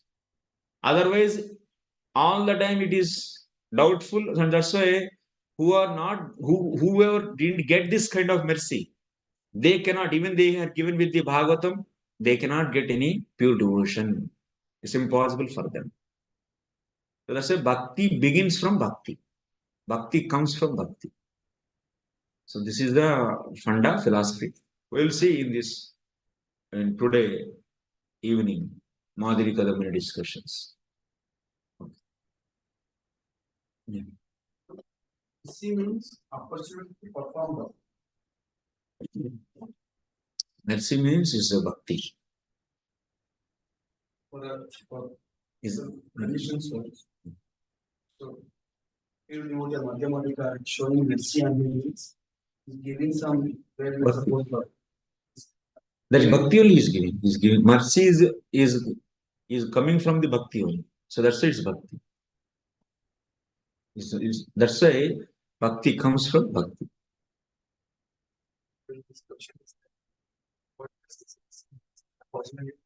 That can be many ways. That can be curse. That can come in many ways. Actions you are asking. That can be the wish. That can be glance. That can be touch. That can be curse. That can be hug. That can be anything actually. Action you ask, then any type of act. That can be the dust of that devotee through the dust of it. So, can I consider that I got bhakti or opportunity to perform? No, you got bhakti, not opportunity. Bhakti bija you should be given. Bhakti only it is. Otherwise, how opportunity? How to define that? It's a bhagya. That is bhakti is given, so that is known as bhagya. Now that has to be nourished. That given bhakti.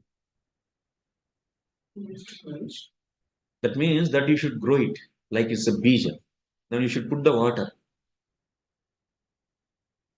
So for that we should do service. So bhakti gives bhakti seed. Yeah, bhakti comes from bhakti.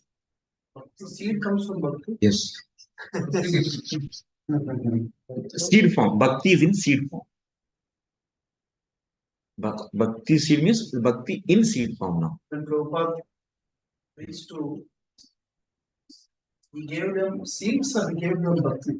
He destroyed whatever the anarthas, like in the case of Narada Muni, when he begged them that Bhakti Vedantis, can I take your remnants?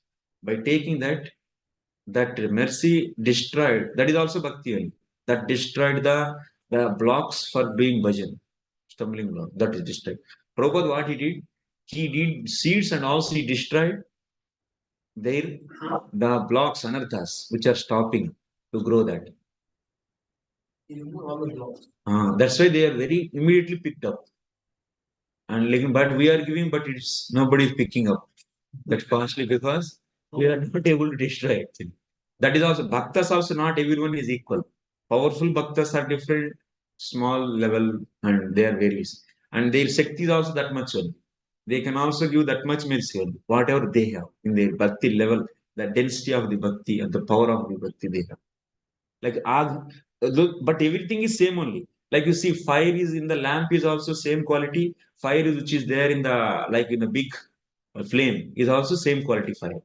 But one is if you are feeling the cold, if you go to the lamp, it is not going to relieve you from that pain of that coldness, but only the blaze it will remove. Similarly, who's having the prabala bhakti in their heart, they only destroy the anarthas of others. But who has very less, they cannot. That's why we are not able to make more number of serious devotees because our bhakti is not strong actually. It's very weak, like a small lamp. It should be like blazing fire. then he can make the thousands and thousands. They'll get the shelter and they can become. So mercy means condensed form of Condensed form of Swarup Shakti will take. Bhakti itself is a condensed form of Swarup Shakti, and that now is started melting actually. Condensed form of Swarup Shakti I am taking. This is right. Because because of the before what he was having the lot of influence of the sattva rajas tamas. Because of that, heart is very hard actually.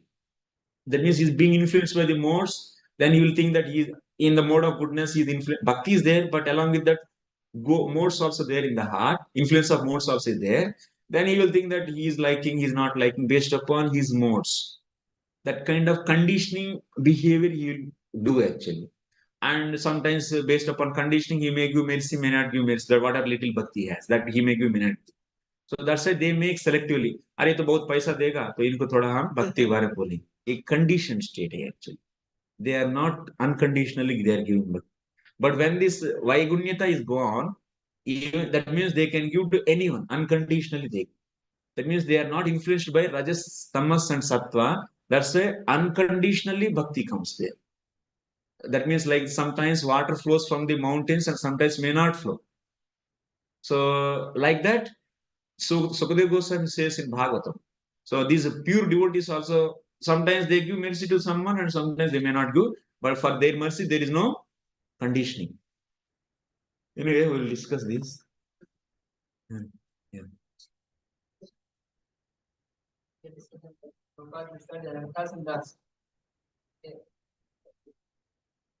That is also his will. It's not that the everyone artha he has to destroy. Everyone's. So when we say this, that say that the person of the pure devotees purifies like Ganges water. Now if you see, so many hippies came. I understood your question. And so that means if he is purifying everyone. So when we say the person got purified, means objectively say that he now he's chanting or he's into any other practice or devotional service, but that is not visible many of the hippies that time. So the purification, then how it can be taken? That's why I understood your question, sir. So see, here two types. Those who have anarthas, those who have no anarthas. Those who have no anarthas, that means maybe having the not the so severe anarthas. If they get just association, there is no need to give mercy additionally. Just they saw or they came in presence or they hear his word. Anything happened, through that association immediately mercy flows, and by that who has no anarthas, they can become devotees. And those hippies who are in that kind of state, just by the darshan itself, they become devotee also some. But some who has anarthas, then he has to give additionally, not only just association, additionally deliberately he should give. Maybe some instruction, some curse or something. Like in the case of example, so Narada Muni, he is giving curse to Nalakuver and Manikri. They were offending. They were naked and they are showing their naked body to Narada Vaishnava. Even for that, they have anartha. They are the case of anarthas. For them, he gave mercy in the form of curse. So in that case, it through curse it will flow. Or the curse will not only curse, many ways. Deliberately it should be given. And after given also, some people they do because of the bad association, they misutilize also. They may do offend. Then what will happen? They will leave the bhakti and they go back. So he might have given instructions. You should do this and you should not do. But someone become because of bad association, then he may take that go against the given instructions. Then offenses he will do and he will be out of the. Either some of them are not able to follow, or they are not given the bhakti deliberate. That also can be possible. Many. Because pure devotee have full independence. You cannot force anything on him. Otherwise, bhakti is independent, that will be broken. But surely some changes will be there, the anarthas might say. Definitely.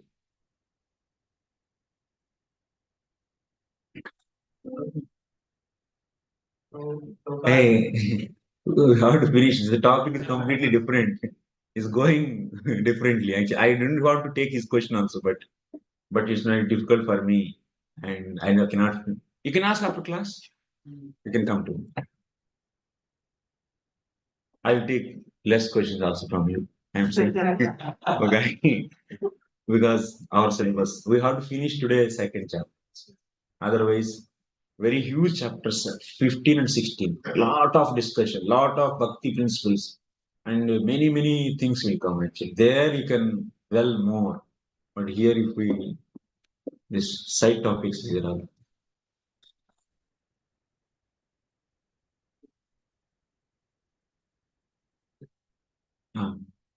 So Prabhupada, he could give mercy to the today is not there, so teachers are there.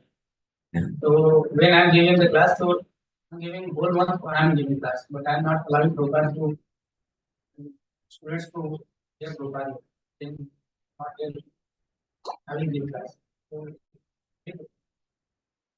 Proper lectures also is a kind of form of mercy, because his words, voice is also is a mercy only.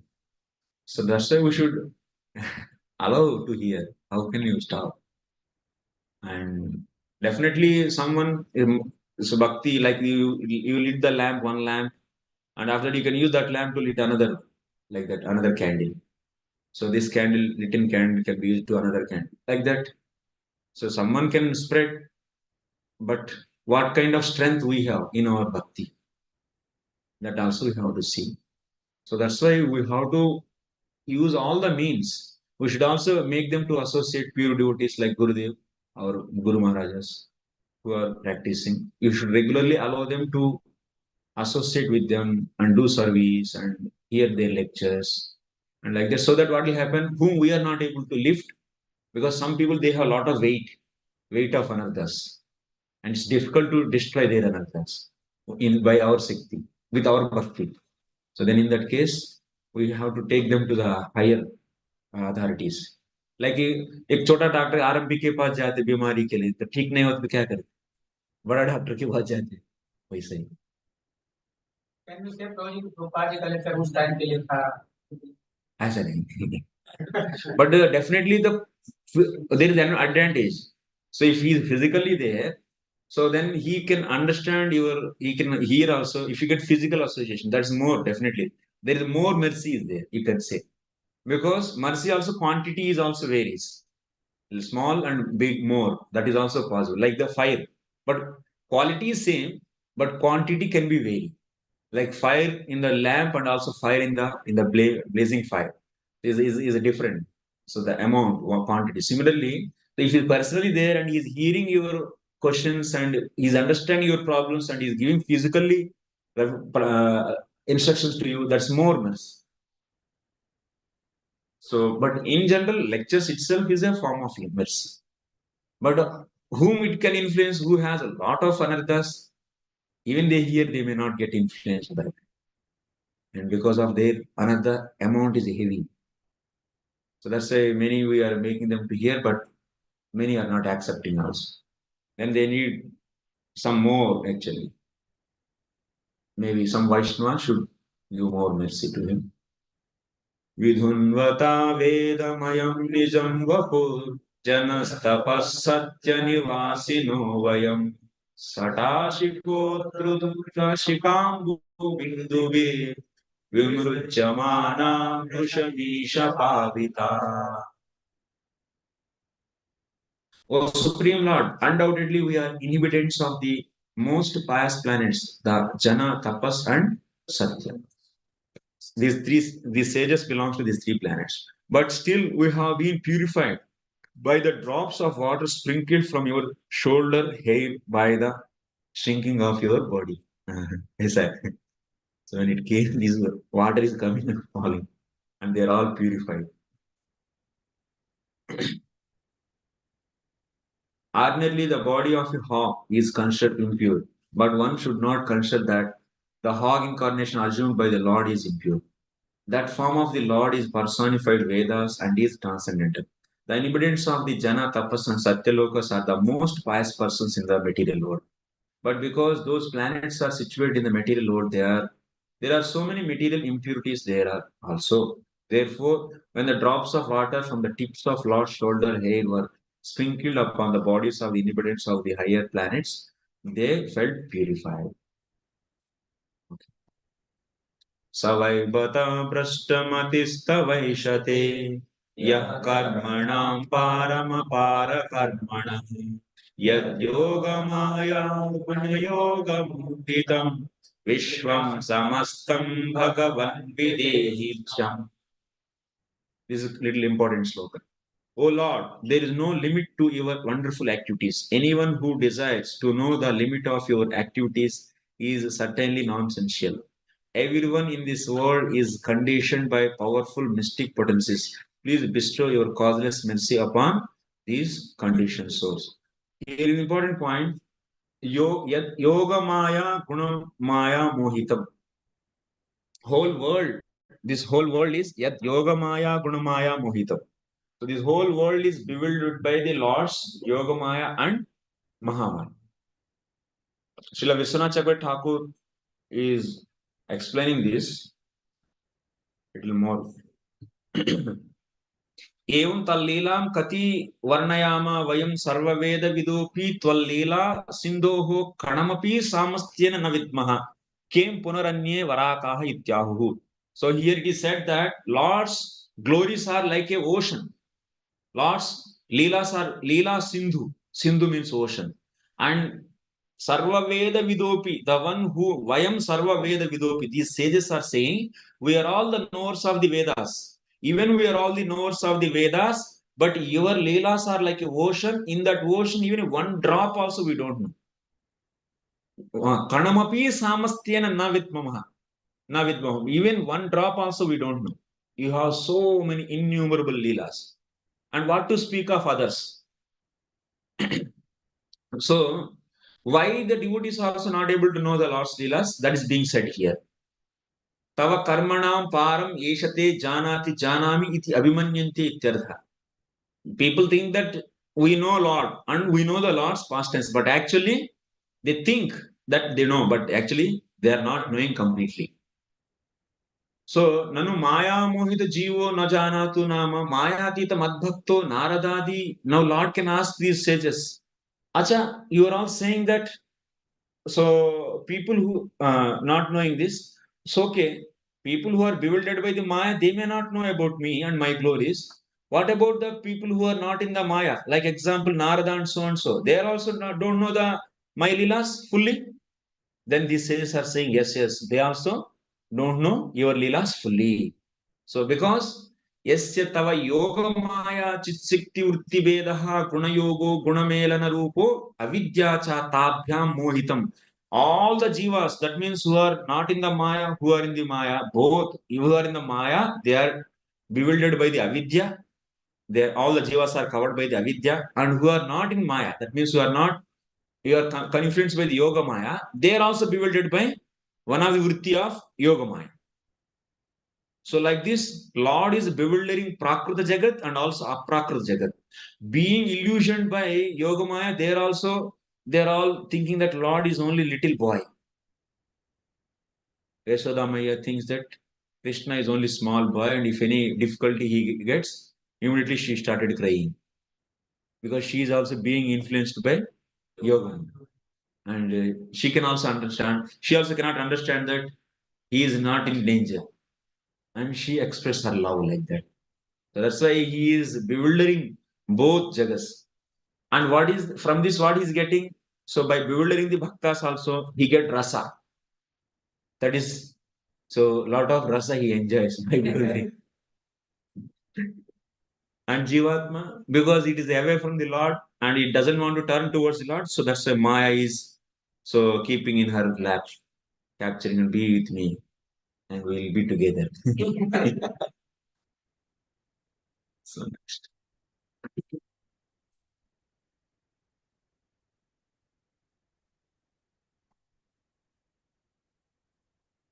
So same thing is there in the So like this, even the devotees also being influenced by Lord's Maya.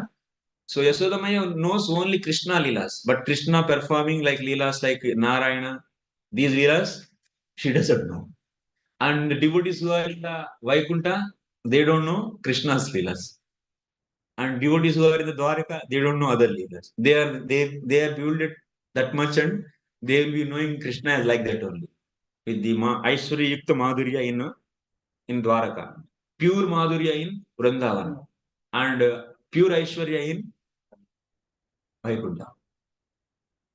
Maitreya Vacha. इत्युपस्थीयमानोऽसौ मुनिभिर्ब्रह्मवादिभिः सलिले स्वपुराक्रान्त उपादत्तावितावनिम्. The sage Maitreya said, the Lord, being thus worshipped by all the great sages and transcendentalists, touched the earth with his hooves and placed it on the water. Placed it on the water. Placed it on the water means water से कितना दूर में हो? 0.2 million yajnas. Just पानी की ऊपर ही है वो. इसीलिए हाँ पहले डूब गए उसको ऊपर लेके रख दिए. 0.3 है. That's 3 means its own thickness also there, no? So that means 0.3. That means if you say 0.3, then it's just only the edge, top edge is there on the top, and remaining is still in the water. So 0.2. The purport, the earth was placed on the water by his inconceivable potency. The Lord is all powerful, and therefore he can sustain the huge planets either on the water or in air as he likes. How it is placed on the water? Just there is support of the annunciation and down. So much Kurma. So like this it is. On the water it is still, and this is a Lord's potency. Kurma is also Lord's incarnation, and also annunciation is also Lord's incarnation. With this inconceivable potency, he took these avatars and he is holding that on the top of water. The tiny human brain cannot conceive how these potencies of the Lord can act. Man can give some vague explanation of the laws by which such phenomena are made possible. By our scientific approach, in this Prakriti, we try to reach to some extent, maybe 0.0001%, and also because of that research, we may get small results. But we are very much puffed up with this, and we think that using the small knowledge, we want to understand the entire creator. So that is not at all possible, actually. Until unless if we don't accept the inconceivability feature of the Lord. That is only possible by the full trust is only possible by fulfilling mercy of pure beauty is needed actually. Otherwise, what Jivatmas easily by reading their own the Vedas and these Puranas, they can become devotees by themselves, which are therefore called inconceivable. So, at the frog philosophers still try to give some imaginary explanation. Saitam Bhagavanurvim Vishwaksena Prajapati Rasaya Lilayonitam Apsunyasya Yohari. In this manner, the personality of Godhead, Lord Vishnu, the maintainer of all living entities, raised the earth from within the water, and having placed it afloat on the water, he returned to his own abode.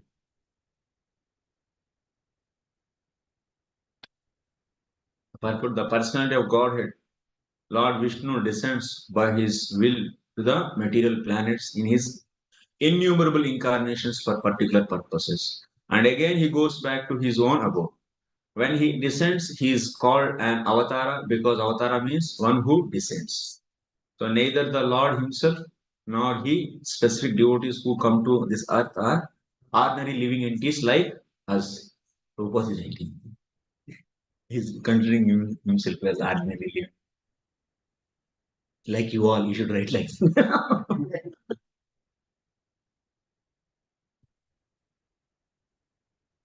Yaivametam harimedhaso hare katham subhadram kataliyamaina Trunvita bhaktya shravayeta voshati janardhanusya shukrudi prasidhati.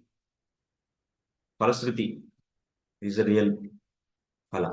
If one hears and describes in a devotional service this auspicious narration of Lord God, which is worthy of description, the Lord who is within the heart of everyone is very pleased. By all of you know, the Lord is purport. In his various incarnations, the Lord appears, acts, and leaves behind him a narrative story which is as transcendental as he himself.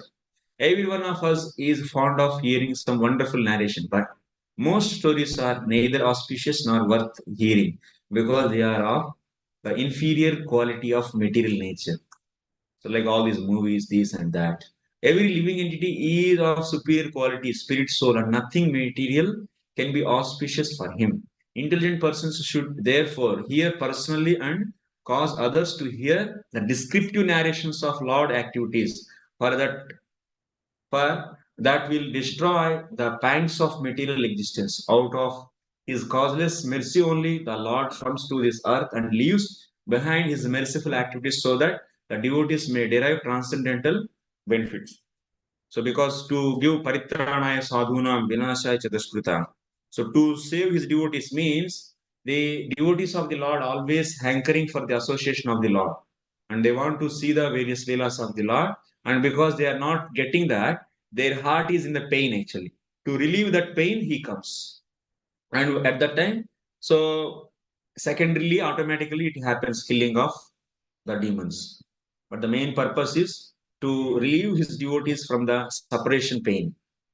Next, tasmin prasanne sakala shisham prabho kim durlabam tabiralam lavatmabi ananya drishtya bhajatam guhashayah tvayam vidatte swagatim parah param. Nothing remains unachieved when the Supreme Personality of Godhead is pleased with someone. By transcendental achievement, one understands everything else to be insignificant.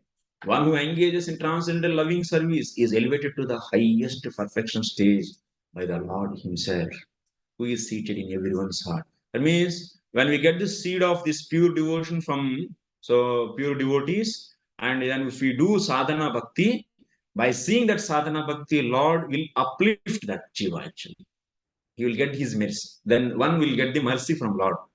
So then he will be giving the finally prema. So as stated in Bhagavad Gita, the Lord gives intelligence to the pure devotees, so that they may be elevated to the highest perfectional stages. That means here, whoever is coming to the pure devotion, so yogakshemam vahamiham, he is saying that I will take care how to do your bhajan.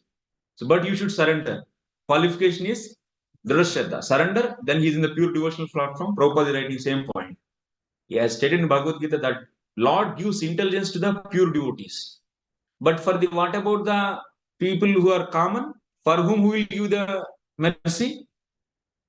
Vaishnavas Devi. So what about the common people? Will Lord go and will give his mercy to common people? No. He will never give to them. Because that is not his habit, his nature. His nature is not approaching any materialistic person. No. If he gives mercy to the materialistic person, what will happen? Entire world it have been devotees. But why he is not giving then? He could have given one message. They don't want to. Huh? They don't want to. They don't want, we cannot say. It's partial. He's giving someone and he's not giving Why can't he give to everyone? to make his devotees qualified. That is also an answer, but If he doesn't want to, even if he goes back home, he will kill someone.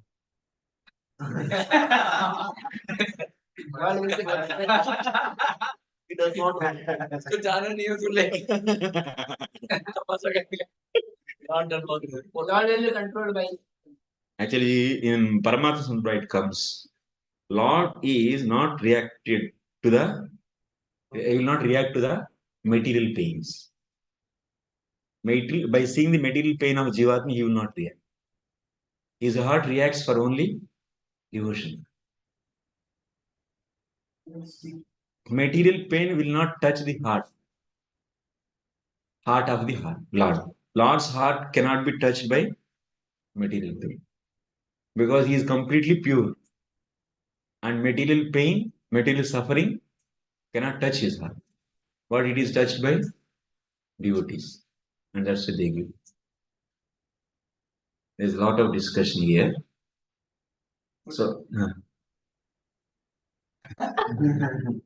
here the main point is actually, in Bhakti Sandarbha also we can see this philosophical axiom actually for all. Lord, even when it comes to the material world, he is not in Maya's control. That means even he walks in the forest, like Rama Avatar, and he's looking for this, that, and he is not under the clutches of Maya. And that's why he doesn't have any experience of material pain, no experience. But he has knowledge, Sarvagna he is. Knowledge is different from the experience. Can you say Lord can have experience of material pain? It is a break. It's a loophole for our philosophy. Na? That means Swarupa Shakti is coming under control of material energy. If we are able to, that means like Jivatma is Chit Shakti, it can be covered by Avidya. And so that Avidya is product of the Maya and it can cover the Jivatma, which is also Chit Shakti, but is inferior Chit Shakti. And that can cover it and that can make that Jivatma to forget about himself. So what he is soul, but he is forgetting that. Maya can do that with the Lord, who is Swarupa Shaktiman. If he is, until unless if Maya doesn't cover, how she can give pain to him. So that means Lord is forgetting himself as I am Supreme Lord and is identifying himself as something material body and feeling the pain of that. Is it possible? It's not possible at all. So otherwise, does he have any experience of material world? Never. He never tasted. If you say he tasted, then gone. Philosophy, gone. So that's why he doesn't have any material pain experience and he will not react for the pain of the material world. This point doesn't refute the Lord is not from God. No, it will not refute. It's merit actually. It's not demerit. We should see which is merit and which is demerit. Lord is falling on the clutches of Maya is not a merit for the Lord actually. What about Jharikanda forest? Jharikanda forest. Chaitanya Mahaprabhu. Yes. Chaitanya Mahaprabhu is completely transcendental. Even the Ram, I'm saying that's why. Even he is walking in the forest, there's no pain. Like the animals, they got the mercy directly. Yeah. So, Acha, that you are asking. So Chaitanya Mahaprabhu came as a devotee. So he was requested by the devotee, so that's why he came. So that means Lord will come. He is reacting for the devotion means some devotee. Then for that request is coming. That means he is coming on the request of devotees, not directly. This time he's coming as devotee. He is also coming as devotee, but it doesn't mean that his Swarupa Shakti is now diluted into the Tatastha Shakti, but that is a mood. But here, so he comes under the request actually of the devotees. Anyway, this is the philosophical axiom of our Vaishnava Siddhanta. So Lord cannot experience material pains or pleasure. And wherever there is no experience, there is no mercy for that. किसी को कुछ उसके बारे में कभी experience ही नहीं है, लेकिन उसको जस्ट आइडिया है, तो can he react for that? कुछ एक स्पेशल बीमारी है जिसका नाम आप सुने नहीं, लेकिन ये बीमारी है बस, तो आप उसको रिएक्ट कर सकते हैं, लेकिन वो बीमारी आपको खुद को आया, उसको परेशानी पता चला, तब उसको सुनते ही अरे This we say like Lord doesn't have experience of material pain. But he has knowledge. He has knowledge. Yes. But then he won't give mercy. Because Yeah. But his mercy comes through his devotees. Point is like sometimes some difficulties difficult phase is there. So we say pray. We say then pray to Lord. Yes, sir. But Lord has no experience, then how? No, he is reacting for his prayers, not for his pain. Yeah, but then that prayer is to remove this pain. See, that's why my philosophy is what? So someone is a materialistic devotee, so artha jignas or artha jnani. If they pray, like example, Gajendra, when he was in the difficulty, he prayed. Before that, he didn't come for 1,000 years. So, but if you pray, then that will touch immediately and he will come. Because prayer is a devotional activity. That's why. That's example Juhu Goswami gives. Same this, Gajendra example. Okay.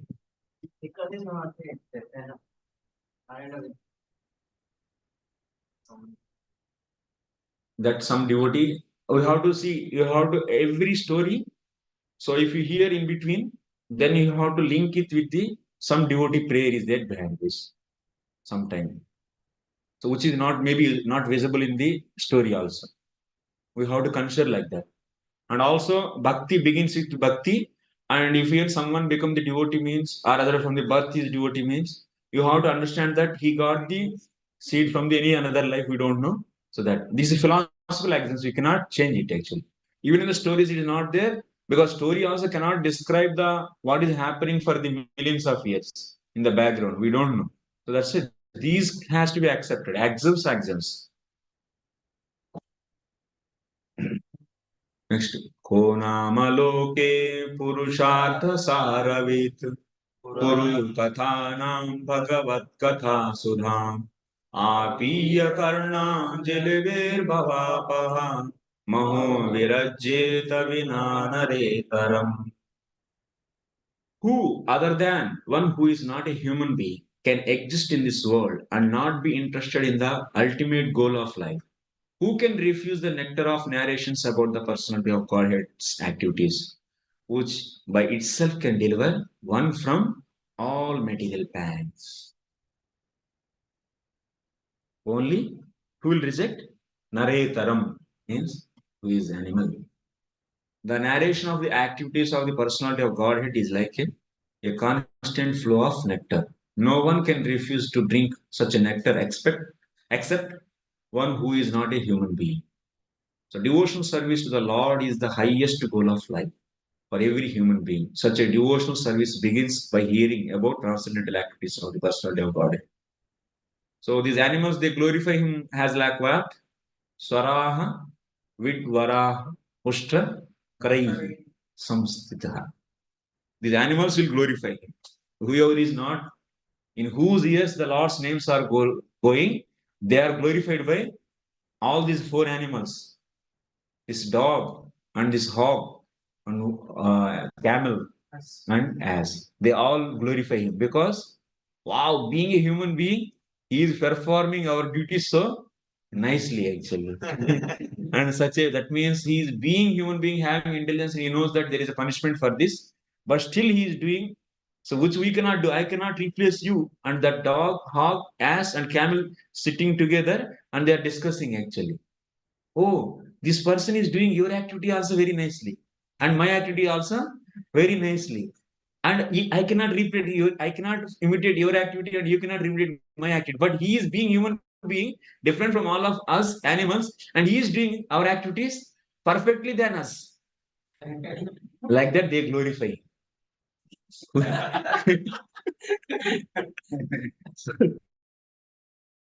Glorifying the Lord, they are all glorified by these four animals because of performance of four activities. So one is what? So unnecessarily barking, dog's activity. Without any reason, keep on shouting whole day on the roads. So people also without any reason keep on barking this and that and this. We want this revolution, that revolution, striking this, that. This unnecessary barking. And also hog eating whatever is coming in front of it. Similarly, people also keep on eating whatever is coming without offering to the Lord. And whatever the wound, that's a camel working hard. It works hard for getting this some little grass. And whatever the donkey, getting kick from female donkey. Still it will go again and again behind that. You are getting so many kicks.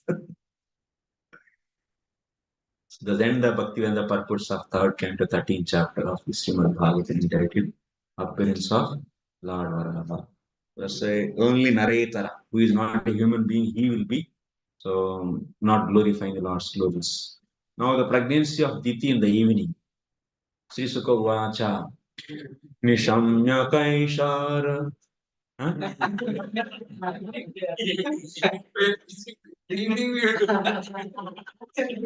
2:30, na? What is this? I have to finish today this chapter. Already I am half an hour late actually. Before half an hour only, this chapter could have been finished, and 1 hour and plus 2 hours evening. 3 hours is enough to finish this chapter, and then we'll be having 2 more chapters, 4 days. That's good time, actually. Luxurious time. Okay. 3 days. Huh? Actually, Saturday also class is there. No, Friday. Friday. Really? We can keep on Saturday also.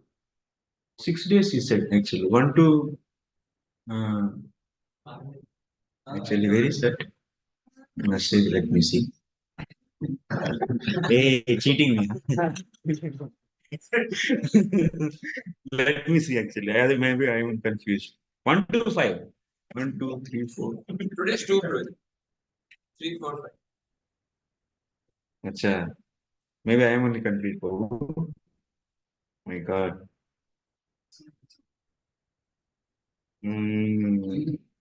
So Monday to Friday only, huh? So not Saturday. Extra hours we can. Huh? Extra we can take, na? Coordinator, who is the coordinator? Let us see, Max will try to finish on. Saturday there is no margin. Achha, bro. So we could have thought 11 to 1 month slot, but these are margin, and then after that they would take bath and then breakfast. And one is also better. After Morning, is it possible? 7 to 8:30 or 9? Like.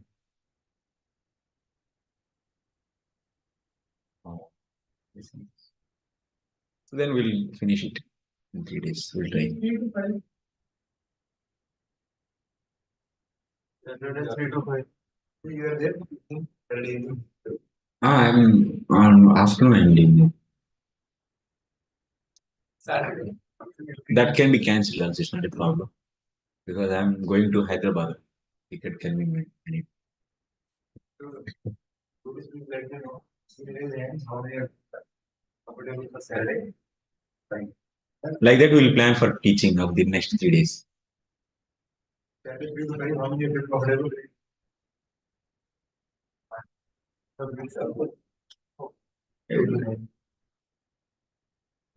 we can have extra. Exam.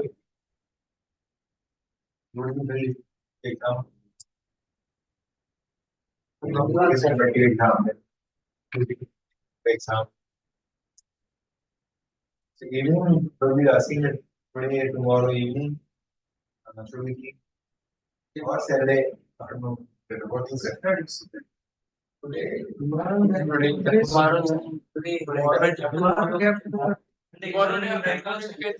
Maybe we can increase some half an hour like that. Tomorrow, like that, we'll take again. Saturday, we'll write exam. So tomorrow and day after, next 2 days. 3 days. 3 days. Can we do like extra 1:30 to 2? The break becomes only 30 minutes. Or we can do break 2 to 45 break and then 2:45 to 4:45. Or 5. 5 is best. During 4 o'clock, but they are adjusting this 4 That's it. 5 o'clock. 4:45. Okay, we can do 5. Because we can do okay. Then we can do whatever I do like that. So is it okay from tomorrow, next 3 days? Yes. I will repeat. We will meet at 11 o'clock, 11 to 12:30, and then 12:40 to 2 o'clock. Okay? And then 2:45 to 4:45. Is it okay with everybody? Exam on Saturday. Exam on Saturday. No extra class. No extra exam, how many did this change with me? Please time half an hour. How many of you want that exam on 5th Friday evening or Saturday up to 4, 3 to 5? Friday or Saturday? Is it a for Friday? Saturday evening. Friday is Friday evening, same with our 6:30. Friday.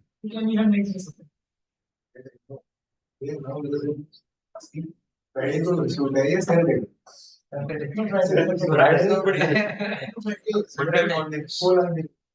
Friday, Friday evening. Friday evening. Okay. Saturday.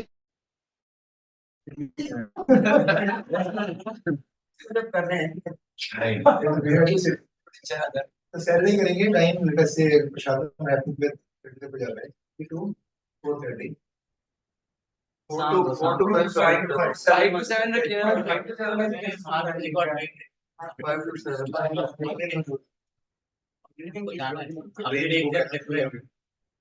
मुझे सिर्फ 4 to 5:30 4 to 5:30 Saturday evening 4 to 5:30 exam and timings for next 3 days is 11 to 12:30 12:40 to 2 2:45 to 4:40 Okay. Thank you. आप आज में train हो आज से नहीं है मतलब कल से आप भी कर सकते मैं आप तो 2 बजे अभी तो आधा घंटा करके 15 श्लोक तो हो ही जाएगा उसके बाद क्योंकि ये तो छोटा छोटा है नेक्स्ट 15 16 ये 2 चैप्टर थोड़ा डिस्कशन बहुत इम्पोर्टेंट अच्छा बट आई लूज ना today today also they will be you'll be there for 4:45 today yes 2:45 4:45 okay I'll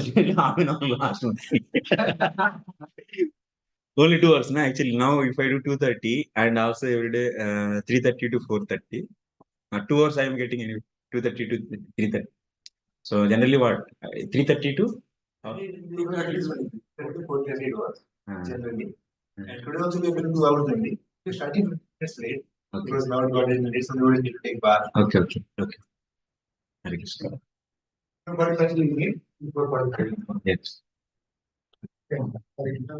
so 4 p.m. 7 6 p.m.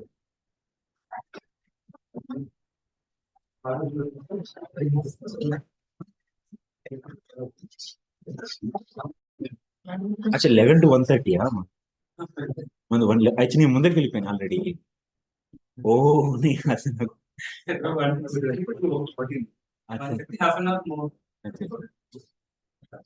అచ్చా యాక్చువల్గా అయితే 11:30 నుంచి 1:30 11 నుంచి 1:30 2.5 hours 1:30 నేను ఆపాల్సింది నేను ముందరికి వెళ్ళిపోయాను అందుకని నేను నాకు అర్థం కాలేదు నేను ముందరికి వెళ్ళిపోయి నాకు అర్థం కావట్లేదు నేను 2:30 వరకు అవునా అందుకేనా నేను completely out of I would just say you were like very intelligent.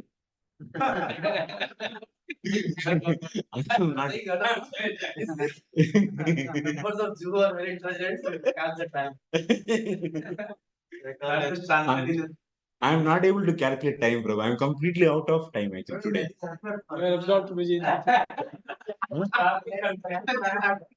ಏನು ಪ್ರಭು Your calculation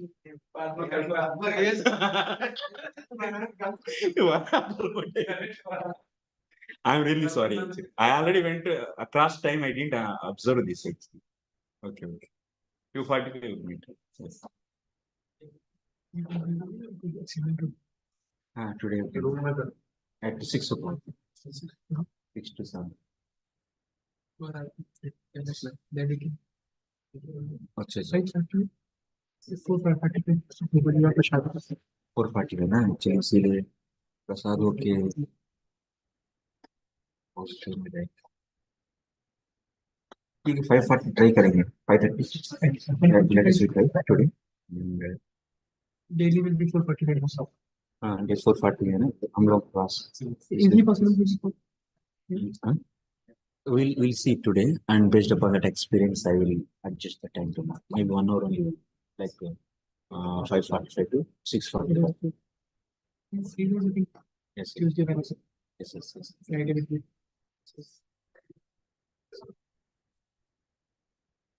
5:30. 5:30. No, I come to the Ashram.